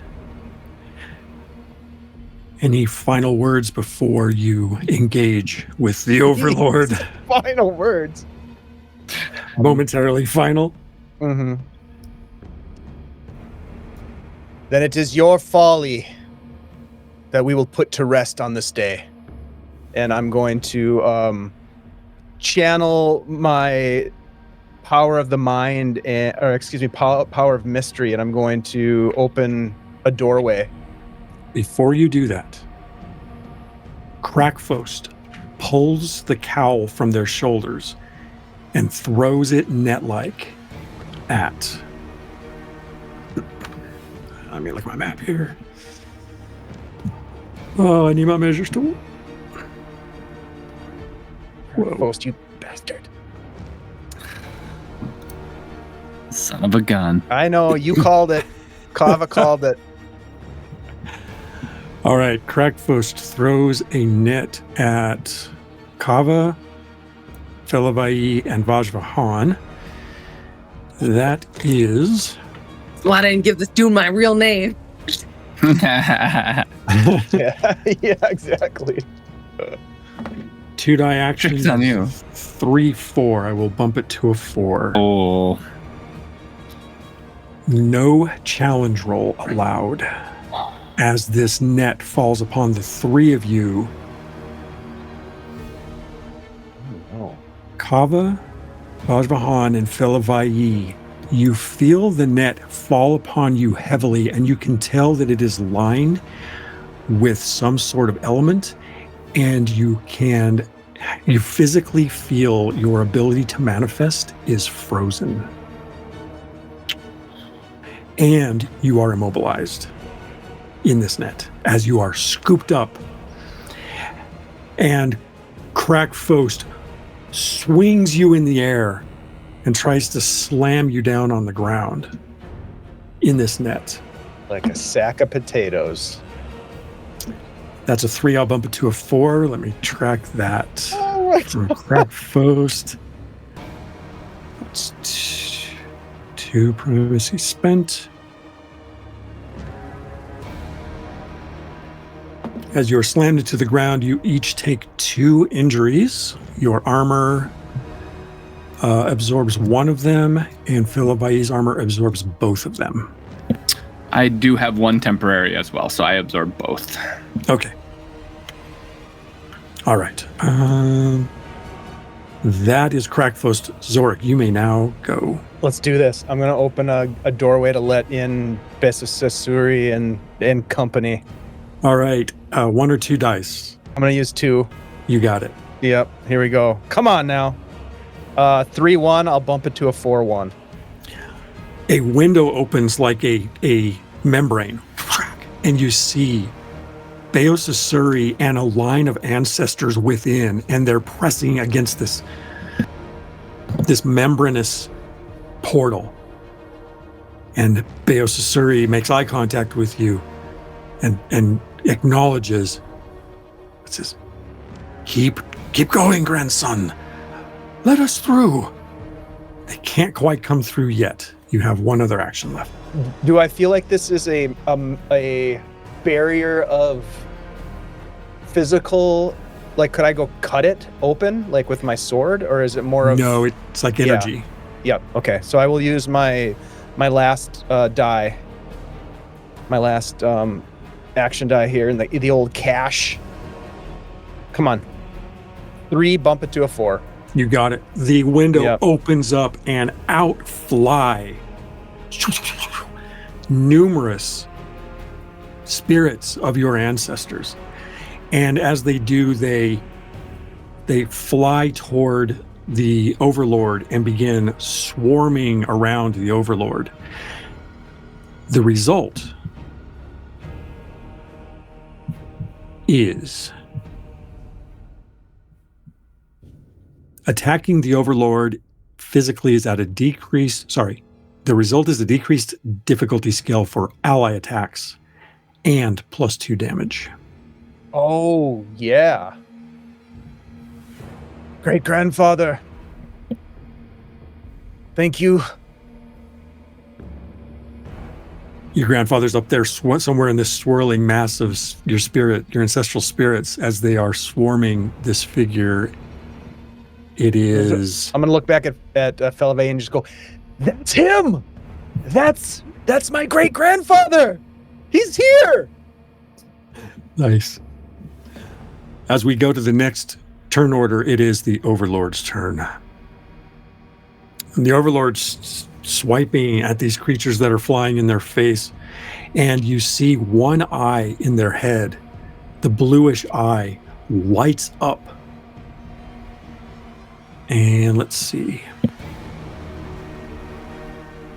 First of all, they move forward. I forgot the scale is huge in this room.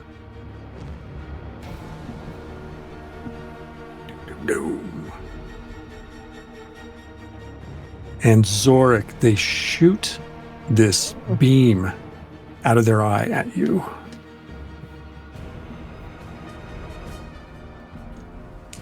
Here's my roll. That is a 2-3. I'll bump it to a 4. As this beam hits you, Zorik, I need you to make a challenge roll body. Okay. For me, please. Single die. Okay. That's a 1. As this beam hits you,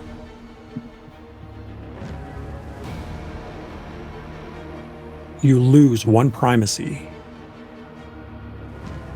And until the end of the Overlord's next turn, you must spend double primacy for any primacy use. Oh my goodness. Okay.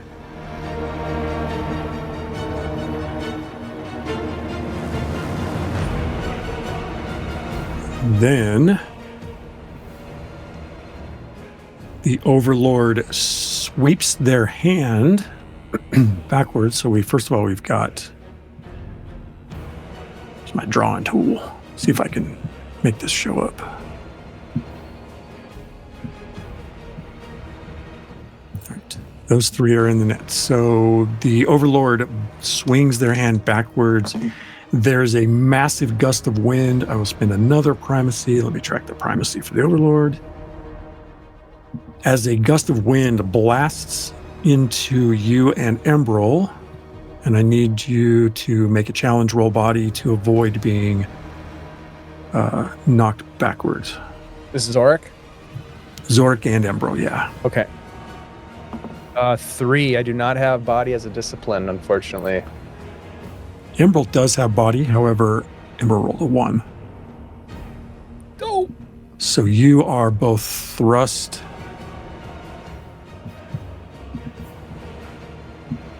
back and knocked down. So you are slowed until the end of the next turn, the Overlord's next turn as well. Then the Overlord, who has already moved a great distance, tries to drop a pit underneath you and Emerald with the last attack. Oh my God. That, however, is merely a recovery. I will give the Overlord recovery and a primacy. All right, Kava, you are next. You are inside this net and you cannot manifest. I assume that I'm going to have to make some type of called roll to get out from under this nest or net. You're going to have to cut your way out. Cut my way out? I will definitely try. All right. So it's just a normal mundane melee attack then? Yeah. Okay. That is a 3 and a 2. I'm going to spend a primacy to make that a 4. Let me double check the primacy string. No, that's not it. The net.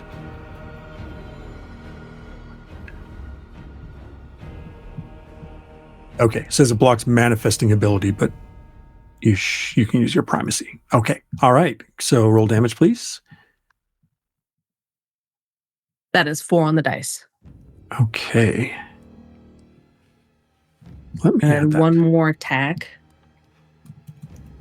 Chicken nuggets. That is a 2 on the dice. I'm going to spend 2 primacy to reroll that. Sorry, am I able to assist? Or is it not my turn yet? And therefore I don't have assisting capability. You cannot make you can't make an action, but you can assist. I'll go ahead and give that assist. It means I'll have 2 dice on my turn, right? No, because your dice cache will recur. Okay. On your turn. All right, here's an assist. Nope, that's just a 3. Bummer. So what did you roll, Kava? 2 on the dice. And so I would not have spent primacy to reroll just yet unless I need to still reroll it with the assist. Okay, so the assist did not help you. Okay. Thank you for the attempt at the assist, though. Yeah. And that was all my dice. That ends my turn. Oh, you did do the reroll? Okay. All right. No, so apologies. So, like, I rolled once. He assisted. The assist didn't help, but I can still spend primacy to re-roll again? Yes, because primacy has not been applied to the roll. Oh. Okay. Ink. That's another 2. Sweet. All right. I tried. At least it wasn't a 1. So with Kava gone, that takes us to... Oh, sorry, Embrol also gets to go. Embrol is going to try and turn into flame. That is a 4. That is a success. And then let's see, Embrol, where are you at? You are going to get up. Oh, but you're slowed. So Embrol is merely going to check range. Okay, so within range. Embrol is going to rain stone upon the No, Embrol's got this other guy over here too. We can't forget about Crackfost. I mean, you can for a little bit. Emerald's going to go in and rain stone on top of the Overlord. That's 3-1, bump it to a 4. I think, is that physical damage? Because a 3 would work, right? He doesn't need to bump. That's a success because he has the spirits around him, right? Oh, correct. Yeah. And damage is increased. Yes. So damage is increased. So that is a 4 on the die plus 2 plus 1 because of the form for 7. Nice. Embrol. Okay, Overlord. Does not take the full force, but does take... I don't know if Overlord also has a special... What is the special?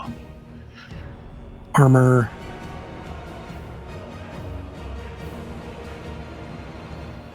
Did not do it. Okay. Very cool. All right. So that was Embrol's turn. No, Embrol still has 1 die left. No, he doesn't, because he changed to a flame. Embrol was second, so Kava, you are next. So Kava, you already went. It is Vajvahan's turn. Vajvahan's going to call out to Fellavaai. Fellavaai, do you have a blade of any kind?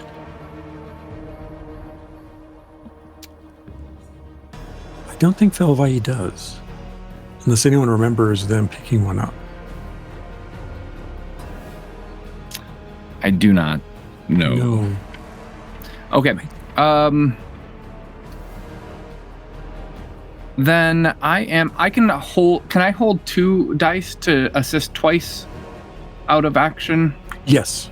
Yes. Okay. You may I'm assist just as going to many. use 1 dice then to prod roughly at the area that with my staff. Not that it's going to do a heck of a lot, but it's a staff. It does damage, I suppose. Where Kava was hitting. So I'm just throwing one dice at it, and I'll hold my other two to assist Kava's next swings, I suppose. Okay. Hey, that's a 4. I hit. Okay, Doring. Is that just a D4 damage or whatever? I don't know. It's a staff in the thing. Maybe it does like half damage. I don't know because it's rope with a stick. Yeah, I mean it's rope, so it's not. But it does have those. It's inlaid with that element. So. Oh yeah, so maybe it's like breaking up some of that element or something. We added a little bit, yeah. All right, here we go. Oh, that's another 4. All right. Apparently there's all my 4s. Yeah. All right. Nice. Okay. And that's Vajrahan's turn. He's like, hey there, cover, go for that over there. And just kind of is, well, I mean, he's all tangled up, so that's his turn. Yes.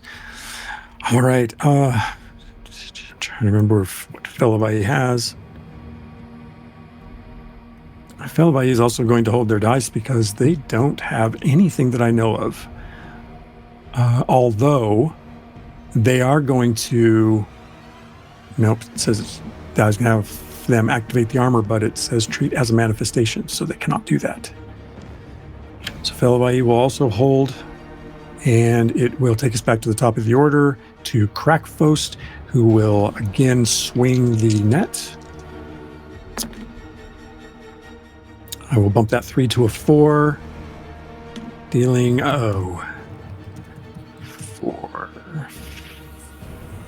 5 damage minus 1 for your armor.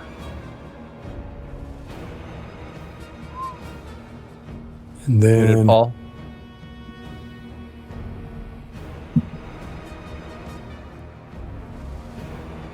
And then Crackfost stomps on the net, but misses hitting anyone.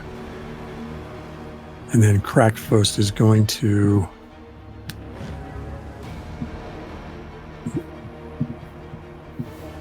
this way and drag you all along.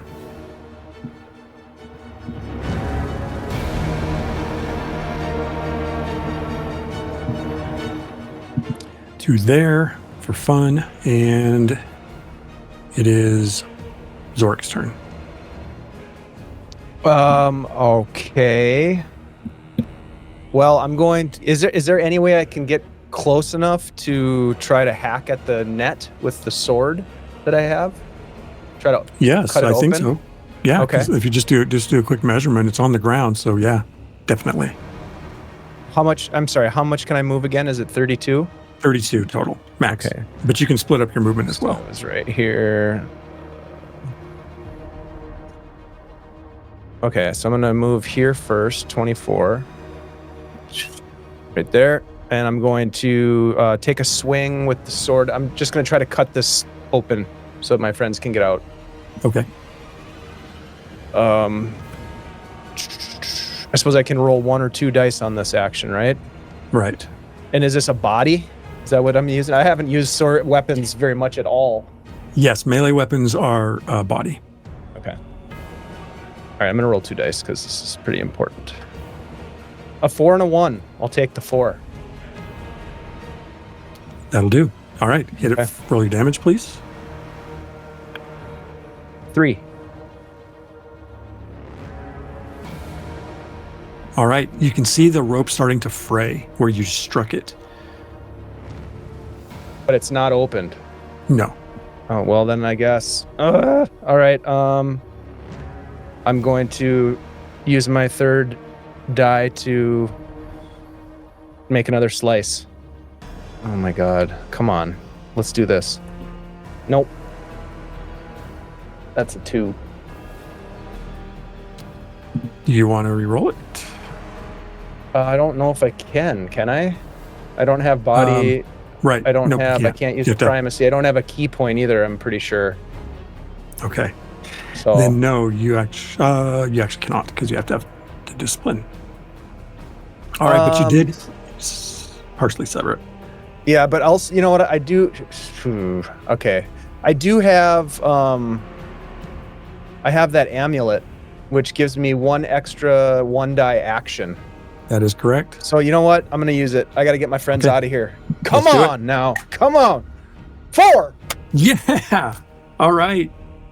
Roll that damage again. Come on. 2. Ew. Okay. Does this All right. sword give me any bonuses or anything? I can't remember. I don't have a whole lot of details on this fancy sword. Yours was Fancy. decreased difficulty, I think. Oh, okay. Yeah, it just says that's right. fancy pre-emergent sword. Mine Is was that a the one- +1 to damage, and yours was decreased difficulty to hit. Is that the I'll one write that you that got down. from Yes, from Corinth. Corinth? Let me just double check that description.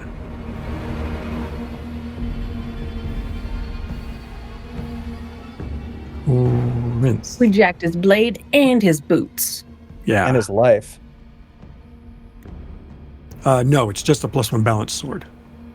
And So it so it does allows plus- decreased attacks and +1 on the damage. Oh, okay. Great. So then what did I roll 2? So it'd be 3 points of damage. Oh, perfect. Okay. And the previous hit would have been 1 more as well then. Yeah, as right. well, because you hit it the first time. For Nice. 3, that would have been 4, and then this one would have been 3. Okay. All right, then in that case, yeah, it still isn't severed, but it is it's very threadbare. Okay. Doing the best I can.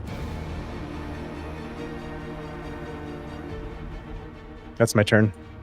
All right, that was Zorik and Crackfost. It is the Overlord's turn. And you didn't manifest anything there, right? Nope. Okay. All right. The Overlord is going to attempt to harden their body. One of their actions. That is not successful. I will spend the primacy to bump that to a 2/2 and recover the primacy back. And then that eye beam lights up again, Zorik, and it fires I hate at that you again. No! That's a 3/4. Bump that to a 4. You rascal. I knew you were going to do that. I knew it. I knew you were going to. Ouch. Oh, that again. You can make a challenge roll body. Yeah, definitely. That's a single die, if I remember correctly. Correct. That's a 3. I have no primacy in that realm. No, you do not. So it costs you a primacy, and your cost for manifesting continues to be doubled. And it refracts from you and hits Kava as well. Kava, you can make a challenge roll body. Thanks.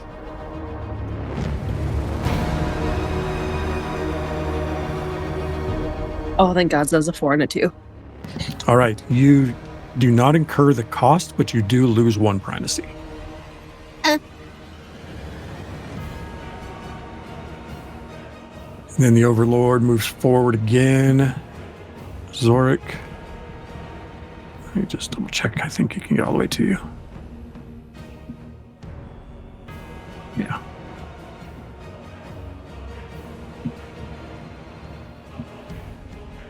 And with the last action, we'll slam.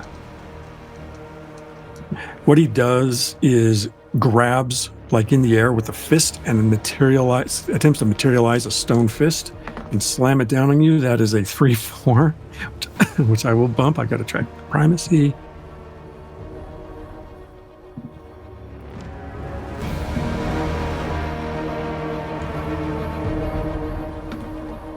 Two plus 8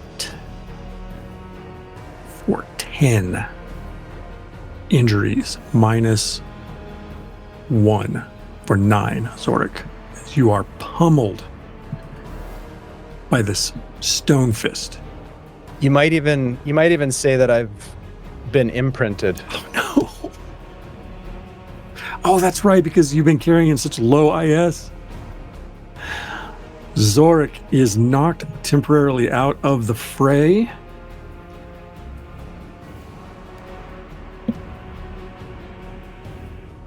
Find my... this one.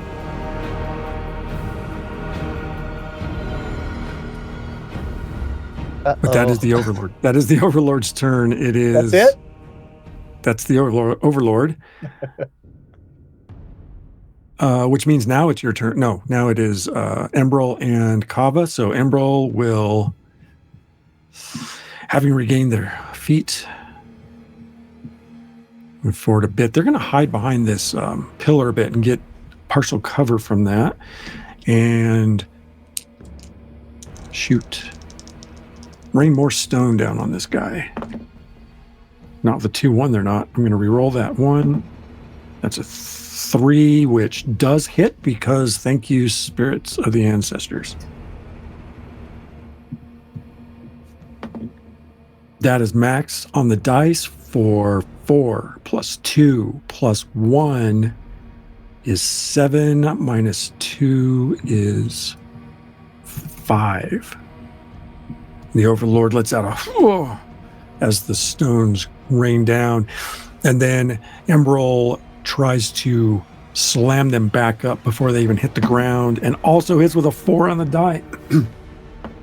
Oh, but only for 1 plus 2, 1 plus 1 plus 2, total of 4 for a solid hit on the Overlord, who looks in Embrel's direction.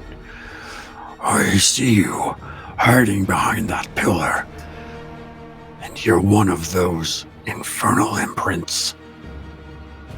I'll show you yet. However, it is Kava's turn. Kava, you can see that Zorik, before being knocked, flattened into the ground, was hewing at the rope right by you and has made a substantial hole. And it looks like at any moment the threads might give way. What do you do? I'm just going to try and keep cutting at it. This, I am going to use 1 dice. Oh, that's a 3. I'm going to spend a primacy. I'll be assisting. Hold on, let me assist you first. Assist? Assist! That's a 4. Woo. Assist! Do you also want to bump yours for high success, or do you want to just take the...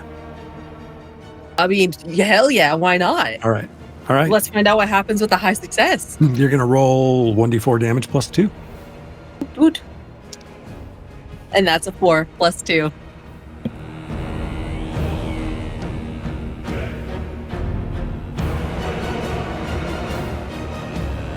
You shred a hole in this net and may tumble out of it with your movement. Love it. Bursting out of the net, I am going to go ahead and move myself like a little bit farther from it. And as I do so, I'm going to yell out to the Overlord. You're so worried about change? Then watch this. And I'm going to go ahead and try and manifest myself into a fate worm. Yes, go for it. And level 4s. Let's freaking go. Wow. Crazy. Okay.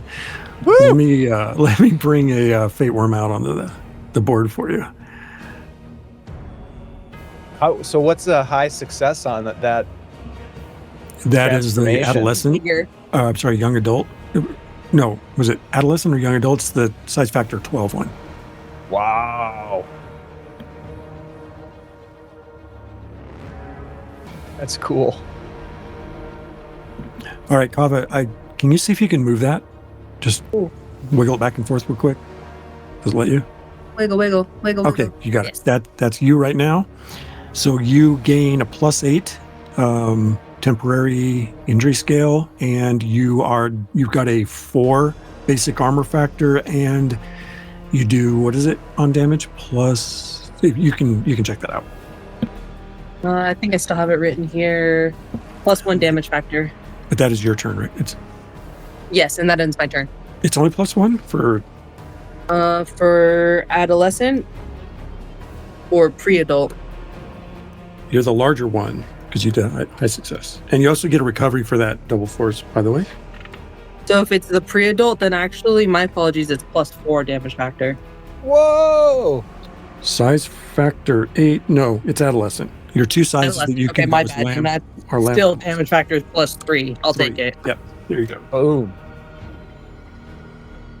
All right. We may see a new record for max damage dealt. However, that is your turn. It is Vajvahan's turn. Vajvahan, you may now move out of the net. Yeah. I think you've got room. Right here. Just where I like to be, right in the thick of it. I yell out to Fellavaai and say, Fellavaai, Zorik is in dire need of you. And I will go ahead and there's so much I want to do, but I will.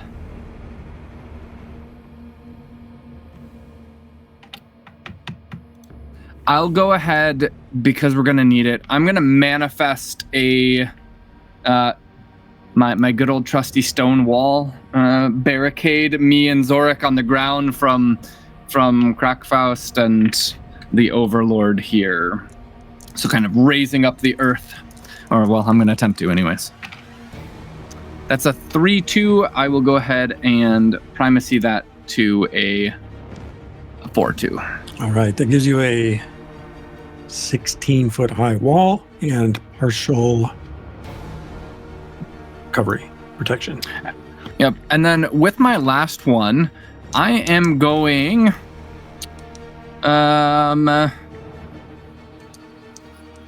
to...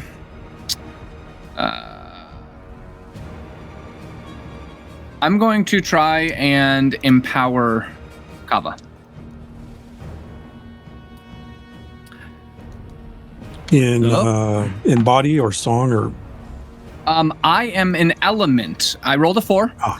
I am pulling from the light of these lanterns, and this like laser beam shoots into Kava, imbuing her claws and teeth with light, increasing her damage factor by another +1. Awesome. So the current damage factor possibilities, Kava, are +1 for the fire damage that has just been given to you, +3 for your form, +2 for the spirit of the ancestors. 3. And sorry, this is light damage, because light is an element as well, right? Yeah, okay. Yeah. All right. So they're glowing brightly. Yeah. So that makes Laser claws. She has laser claws. and +5 damage currently. Okay, that is there anything else for Vajvahan? I think you did your action, right? I did do my actions. I'm debating my spectacles. Let's see here. Right now, the big guy. Is there any sense? Do I see anything like power from the dome, from the throne, or anything like that channeling into the Overlord? Or it's all just pretty passive. He's just kind of rocking. It's passive, yeah. Yep, he's just rocking.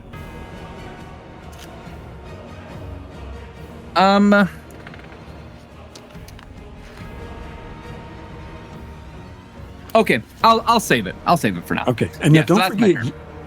Yeah. Never mind. So that's the spectacles. The spectacles allow you to make one.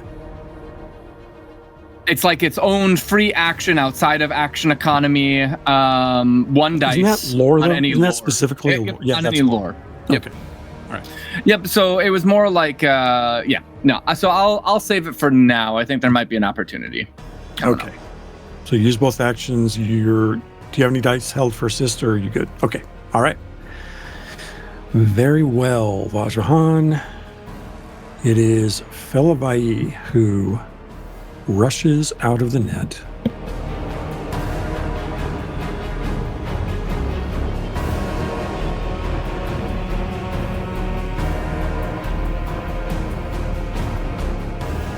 clearing away from the Overlord a bit, and will attempt to void heal you, Zorik.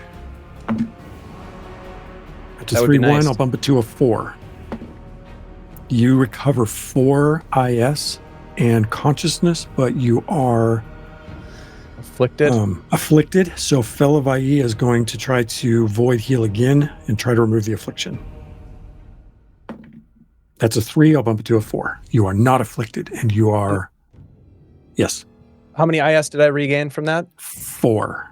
4 total. Okay. Yeah. Perfect. I got nothing to worry about. Remind me, Ty, the wall that I created, does that give an extra 2 armor factor? Correct. Okay. Yep. Cool. All right. That was Fellavaai. I think that takes us back to the top, which is Krakfost. Oh, you damaged my net, you little rats. And Krakfost is just going to try to stomp on you, Vajrahan. That's 4-1. That does hit you. For 3 plus 1 for 4, minus 1 for your armor. Minus 3 for the armor and the barricade, right? Minus 3 total, correct. Yeah, so it's 1 damage I take. 1 damage, yeah. Okay, perfect. Nice, yeah. And then Krakfost is going to go around the backside of your barrier and come in. Actually, because Fellavaai is there, going to take a swipe at Fellavaai as well. Let me double check my dice cache. Oh no, you didn't. Krakfost does have 1 die. That's a 2, which is not enough, and Fellavaai is saved from any hit. All right, it is Zorik's turn. Zorik, as you come aware of your surroundings. All right, I'm going to stand up.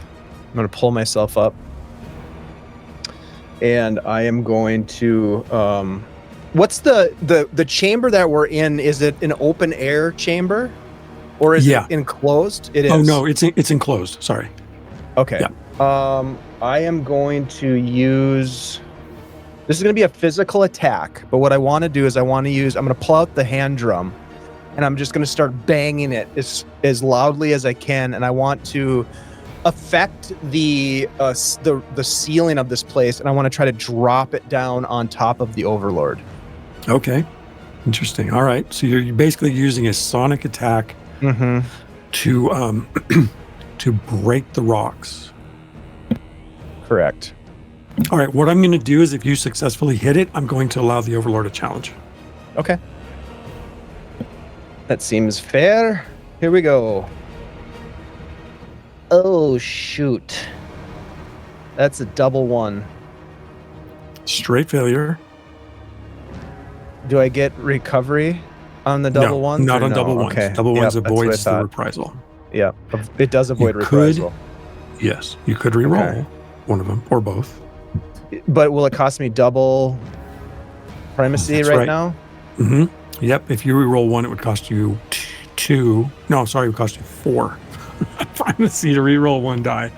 Don't be so happy. Don't be so gleeful. Okay, you know what? I've still got 1 other action die. I'm just gonna go for it. I can do this. I can do this. This can be a 4. There's a chance. Hammering harder on the drum. Yep. That's a 4. Mother. Oh, get out. All right. The Overlord rolled a 4 as well. However, you rolled a natural 4. You can use primacy to bump it. It will cost you 2. Well worth it, my friend. Okay. Worth it. Yeah, I will bump that up. Now, let me ask you one other quick question. Have we already taken primacy restore? I can't remember. Some of you have, some of you have not. Oh, gosh. Everybody rested except Vajrahan. I think everybody has primacy restore still, except for Vajrahan, who did not rest. He meditated. So Vajrahan did not get a restore, I believe, after the long rest in the cave, right? We just fought the one goopy acid monster, and I don't think anybody did a primacy restore. So Vajrahan doesn't have it, but I think everybody else does. I'm not 100% sure about But I Fellavaai, also but don't think you've used yours since your last proposal, Vajvan. So technically, I No, think you do. no. I did use it right when we engaged with the acid monster. I was like right out at that point. and it was your meditation that prevented you from becoming fatigued. Fatigued. Yep. Yep. Because I rolled double 4s on that. Yeah. I did But have I think- a notation in my notes, like 1, meaning I had 1 restore still. So I think that's true, but I just wanted to double check in case my Sounds right to me. notes. Mhm. Okay. All right. It will be needed in a second here, but yeah. So I'll bring that thing down. What do I roll for damage? You will roll a d4 plus 2 because of the ancestors. Oh, right. That's a 4 on the die. This die is hot, my friends. Sweet. This All little right. guy right here. A massive stone shelf, the likes of which you have seen fall on you each a time or two, this time falls against the Overlord for almost full damage as it breaks over the top of him, and he's like staggers a little bit and looks around, that blue eye glowing. That was that was both action attempts. You were successful with your second one. You good? For 6 damage. Yep. All right. Yep, that's the end of my turn. It is the Overlord's turn.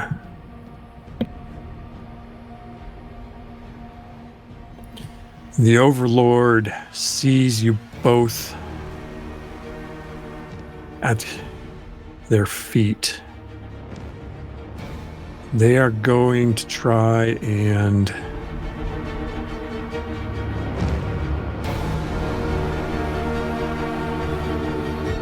they're just going to do another fist slam at 1, 2, Vajvahan, 3, 4, 3, Zork.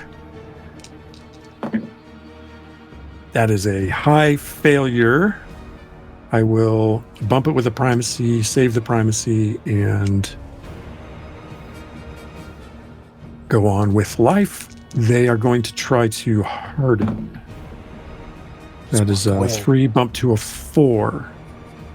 As the Overlord stands and they punch down at you and miss, you see their form as if stone could become harder, tense, and increase in resistance capacity. Overlord is now hardened. And then they're going to fire the I-beam again at Zorik. They do not like you, Zorik. They don't like the way you stepped forward and challenged them. Yeah. They blast. That's a 2, 3, bump to 3 to a 4, hitting you. You lose 1 primacy. You may make a challenge roll body to try and avoid the primacy cost. 2. Not enough. And your primacy cost continues to be doubled. Okay. But that is it for the Overlord. And it is Embrel and then Kava. So Embrel is going to continue their assault from where they're at. They're going to gout fire. That is terrible. Embrel, come on. Embrel's going to re-roll that one. No, Embrel, that is a high failure. But Embrel escapes injury. They'll try. Did they roll a 3 out of curiosity? No, Because we have to. they Oh, rolled okay. It was even worse. 2 Okay. twice, yeah. That, however, on the second attempt is a 4. For minimal damage. Not enough, actually. Because the Overlord is hardened. Let me double check that stat block on harden.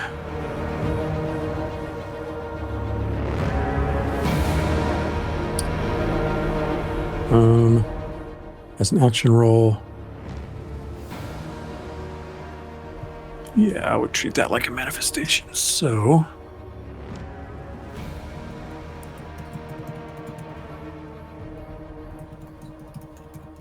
make a note of that. Pardon my typing. And it is Kava's turn.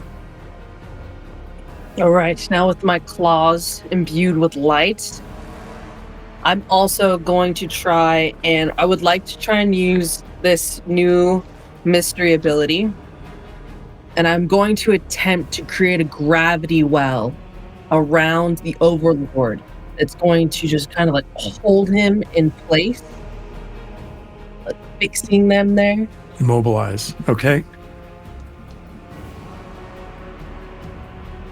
Oh, that's a 4 and a 1. I get a challenge. I had a 2. So the Overlord is immobilized where they stand. I think I have a thing for that.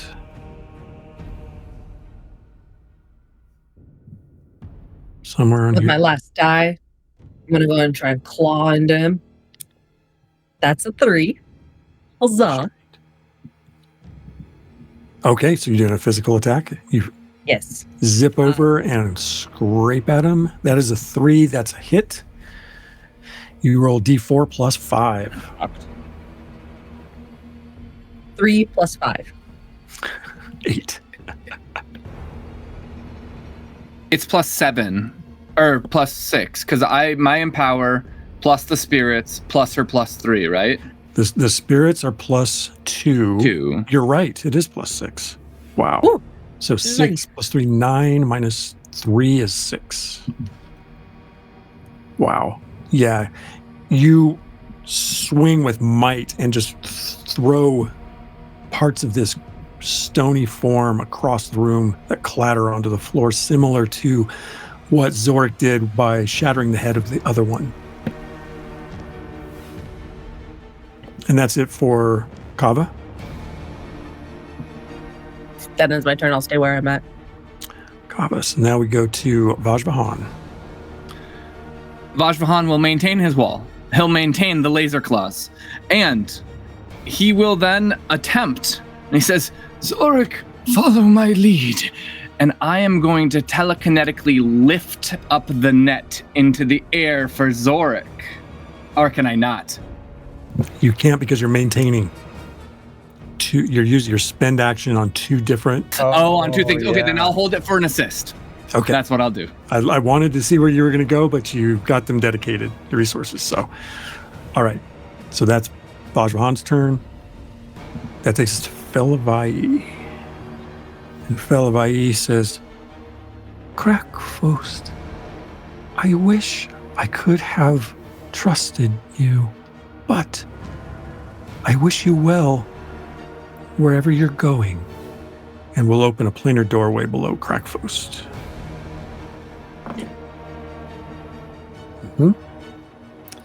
That is a 3-4. Fellavaai will bump that to a 4-4 to choose where Crackfost goes and open the doorway large enough for Crackfost to go through. Fellavaai chooses the penumbral mirror, which is a C dimension, dropping Crackfost into an ocean and then closing the doorway. And it is Zorik's turn. Okay. Zorik is going to use the discipline of mind to. He got the picture. He was catching the vibe from his buddy, and so he's gonna take the net, lifting it with his mind, hopefully, with the intent of essentially wrapping it around the Overlord's head. All right. Okay. So how do you propose we do this? Well, it's psychokinesis, right? Yep. So I need to And manifest I can the psychokinesis. assist you, Zorik, on one of those rolls. Okay. So let's just double check the description to make sure we know exactly how that is going to work. Okay. Psychokinesis. Manifester may move a target of size factor equal to or less than its current injury scale. What is your injury scale? That might be the problem. My current injury scale is 4. I don't think that's possible, is it? No, it's too big. It's too big. Yeah. Yeah. Shoot. All right. Just because you're in a weakened state. Yep. No, that's okay. I liked it though. Well, you know what? The last thing I did worked pretty well. I'm gonna try to bring more of the ceiling down on this guy. Okay. It seemed like it worked out. Physical attacks. Ooh, yeah. Yep. All right, let me give it a try. I'm still hammering on the head of that drum right now. Here we go. Come on. 3 and a 1. I will bump. You don't have to bump it because oh, it's that's a right. decreased difficulty. It's reduced. Yep. Thank you. Because I only have 1 primacy left, so I will drop that on him. The Overlord can attempt to shift out of the way, even though they are restrained. They can't Could walk I- away from it. I was just going to ask you, does it take an action to do the primacy restore? Or is that just No. sort of so I could just have that happen? Well, it would be your free action for that turn. You get 1 free action. So hear me out. Could I take keep this 3, get my primacy restore, and then use primacy to re-roll the other die and see if I can get another 3 to get a high success? Yeah. Or it would but a be high 4 success. primacy. 3-3 would be primacy a to high do that. success. Yeah. 3-3 wouldn't be? No, 3-3 is still a standard success with recovery. Okay. All right. I'm not going to do that then, because it wouldn't change the damage, for example, if I got it. No. Okay. All right. So, all right. Thank you for helping me go through that thought process. Yeah. I'm going to give the Overlord their challenge roll, but it's going to be at increased difficulty. They do have body. If I hit the 4, I can bump it to a 5. Okay. I got a 2. Please roll your damage. Okay. 2 plus 2 is 4. Okay. 2 plus 2 is 4 minus 3 is 1, but it's still damage. And then I still have 1 die left.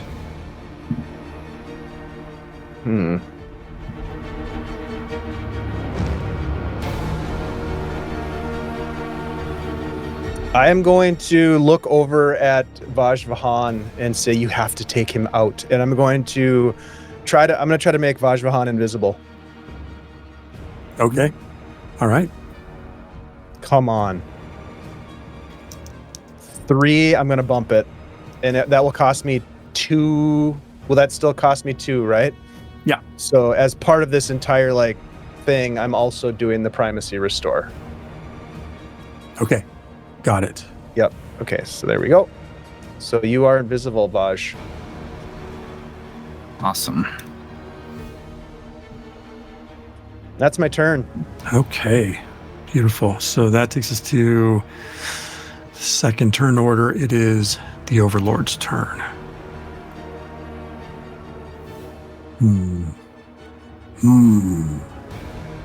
Right, they've got this many dice.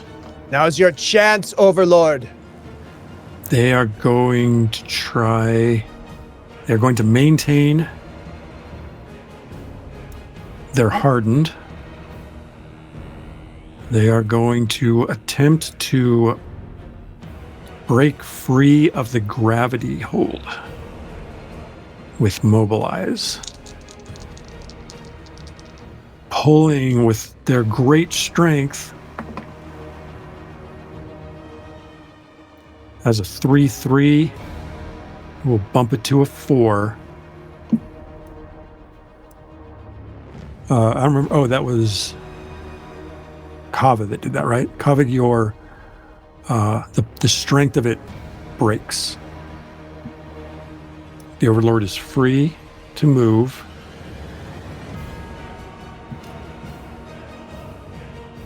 One, two, three. I've got 3 dice left. The Overlord is going to.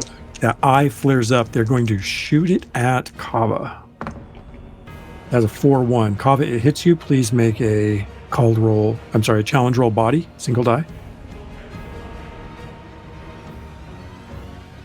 Chicken nuggets at the 2. Okay. You lose 1 primacy, and your primacy cost is doubled to the end of the next turn, the Overlord's next turn.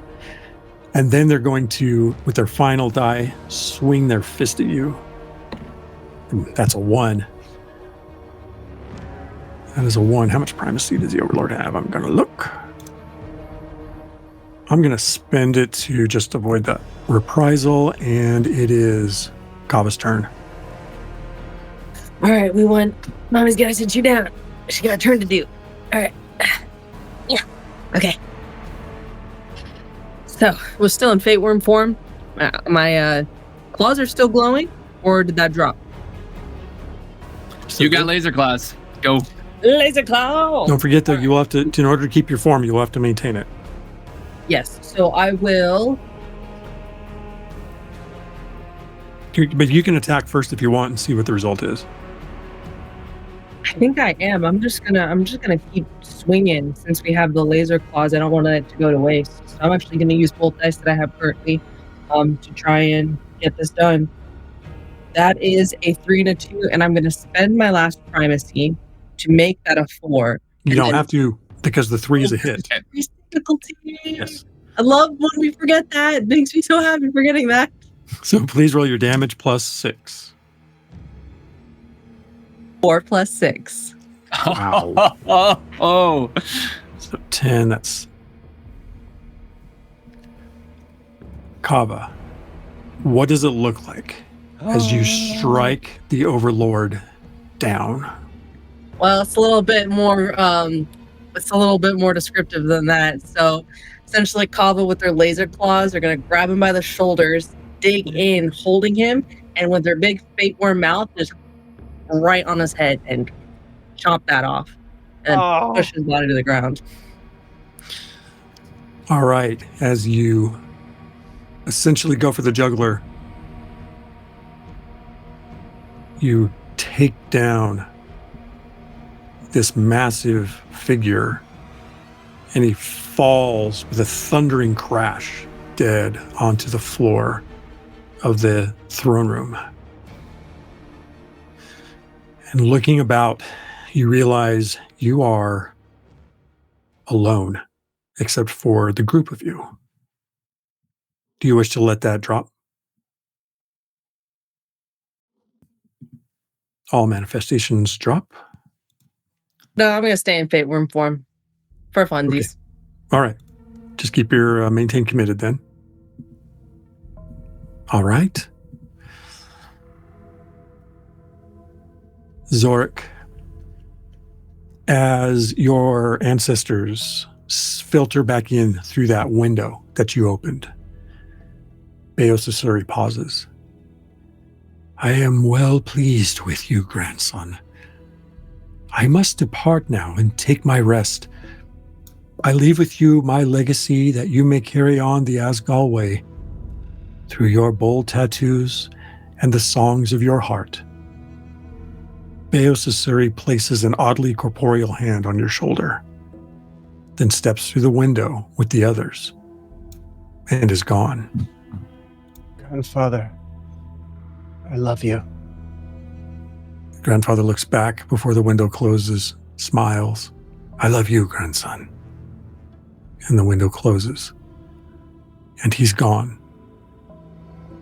In your hands, the hand drum is more elegant than you remember. The coloration is brighter, and the patterns sharp and clear.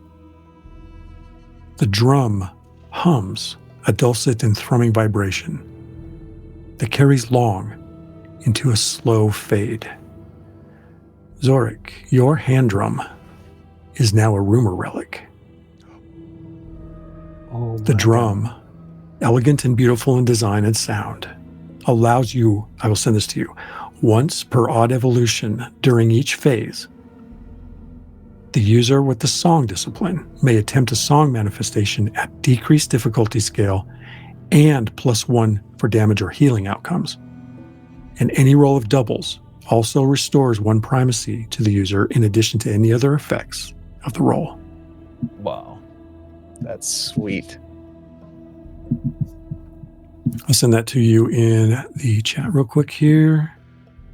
I think Zorik, as the gate closes and he realizes what he holds in his hand, he just kind of drops to his knees and just tears sort of, he's not sobbing, he's silent. It's strangely silent, and just tears sort of like rolling down his finely haired face. Fellavaai puts a hand on your shoulder where your grandfather did. I'm so pleased for you, Zorik, that you have this closure that in some ways I could not. But it heals me as well. I am honored by my ancestors. Their presence here was unexpected, but so helpful to our cause. I don't understand the connection between Besisuri, the others in this place, but I believe that they are still watching upon me, even now.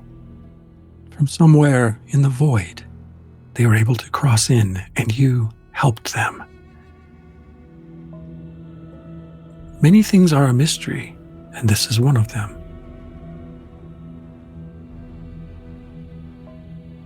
There are many mysteries indeed.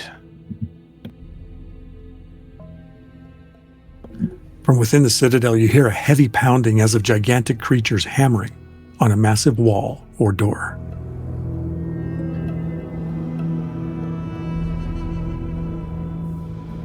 Following the sound, it leads you to a chamber with a grand doorway and a lever high up on the wall. And together, using your manifestation abilities, you pull the lever to open the door, where you see Lutu, Turu, and several other colossi. Family, friends, allies, it is good to see that you have prevailed.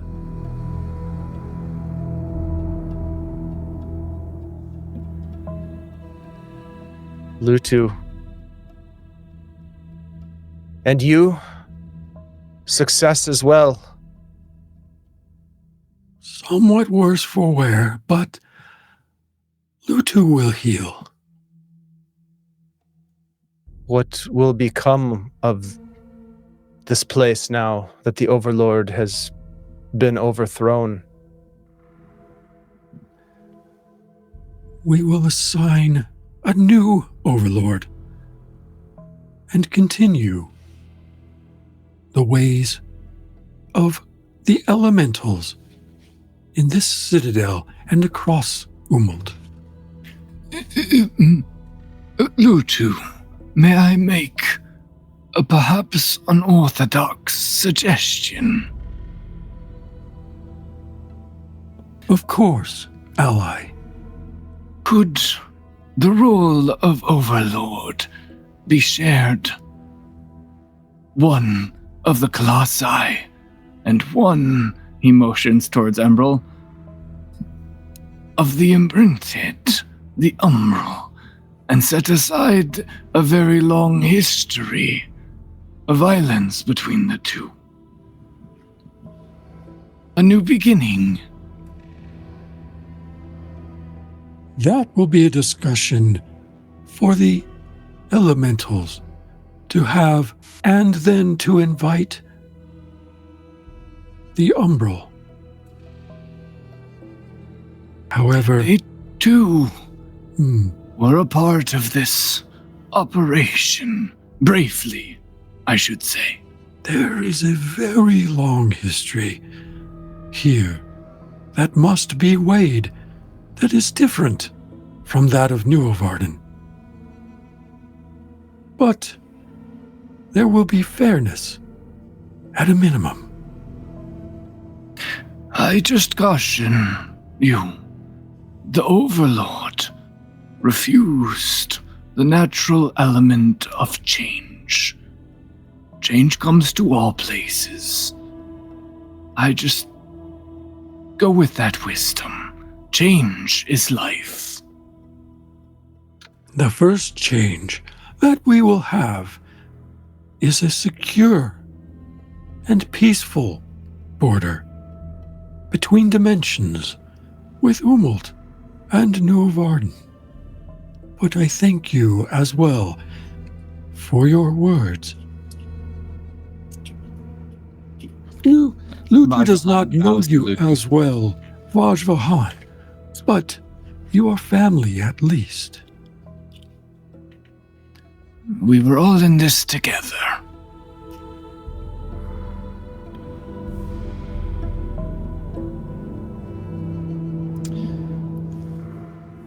With the Overlord defeated and stability between Nuovarden and Umult restored, it is time for you to return. Emerald stands before you, as if torn between coming with you and staying behind. Soon his countenance relaxes. It is not yet my time to visit your world. I must report to Amush and help my old friend improve his model. Perhaps we will find each other again. Speaking of which, in her big fate worm form, how do we get back home? Fellavaai says, Zorik, Kava, let us try together. Yes. I will do my best. Thus resolved, you prepared. Sorry, what was that, Kava? Oh, just staying, literally kind of like laying down and extending her big claws, but like very carefully. Thus resolved, you prepare your return. Somewhere, Isha prepares to wreak havoc upon Nuovarden from within. The great city of Plak, the likely destination. Now, if all of my mystery players will make a called roll mystery, tell me your results. Hold roll is 2 dice. 2.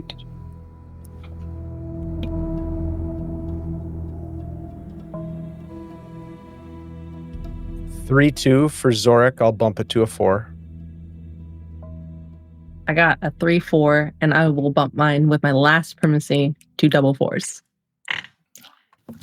Unfortunately, Fellavaai has stumbled back on their initial attempt.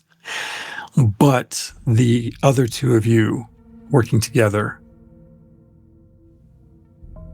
the bridgeway,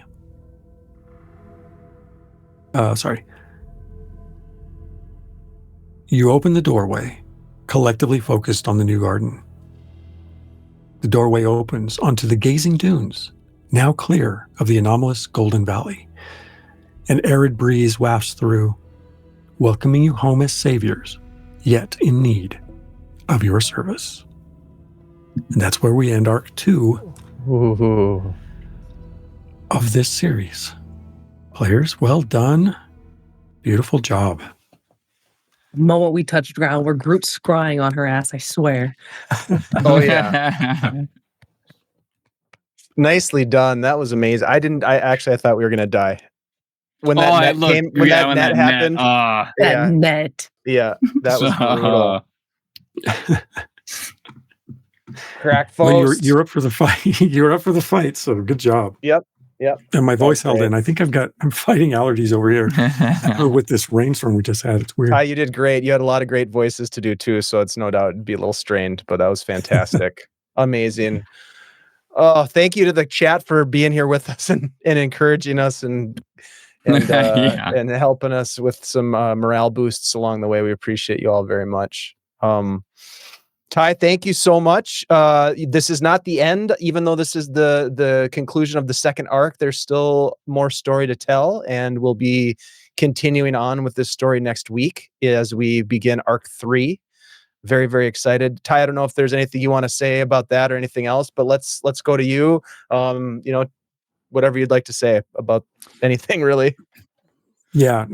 Actually, I'm just excited to continue the story and to get this Arc 3 going.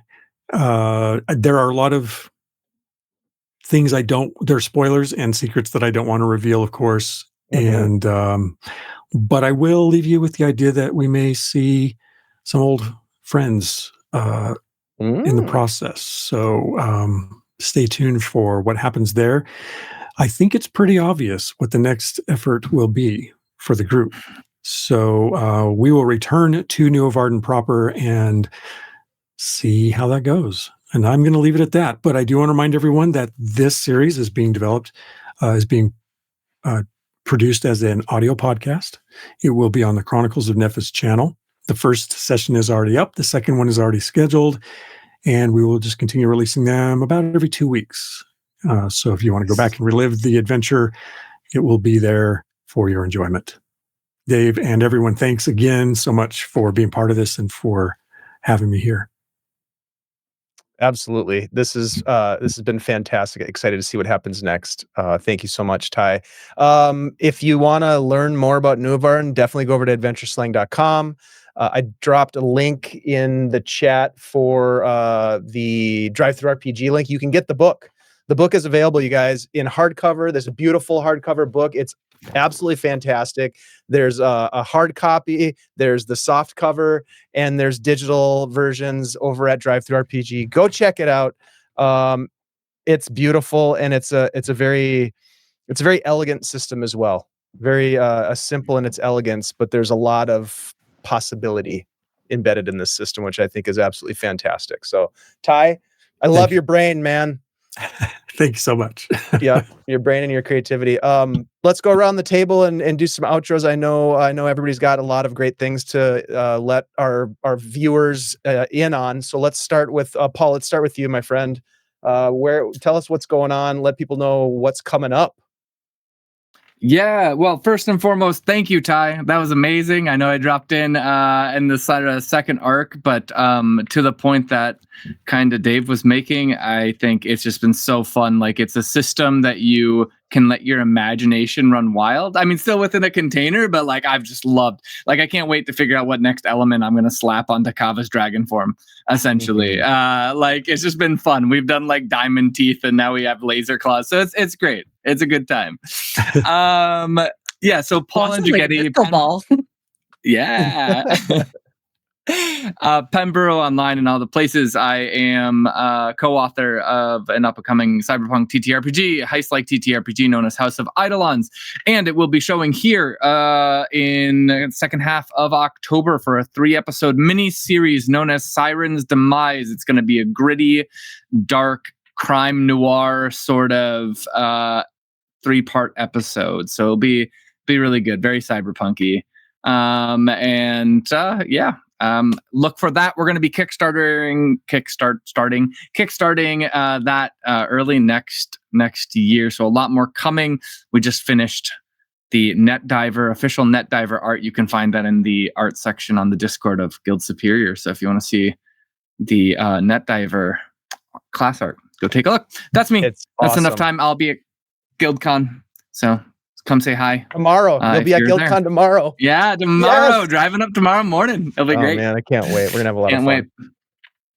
Paul, thank you very much. I have played Eidolons, and it is fantastic. We're going to showcase it this weekend, of course, with some of the one-shot games that we have scheduled. But yeah, it's a very fun system, and I'm excited to dive back into it.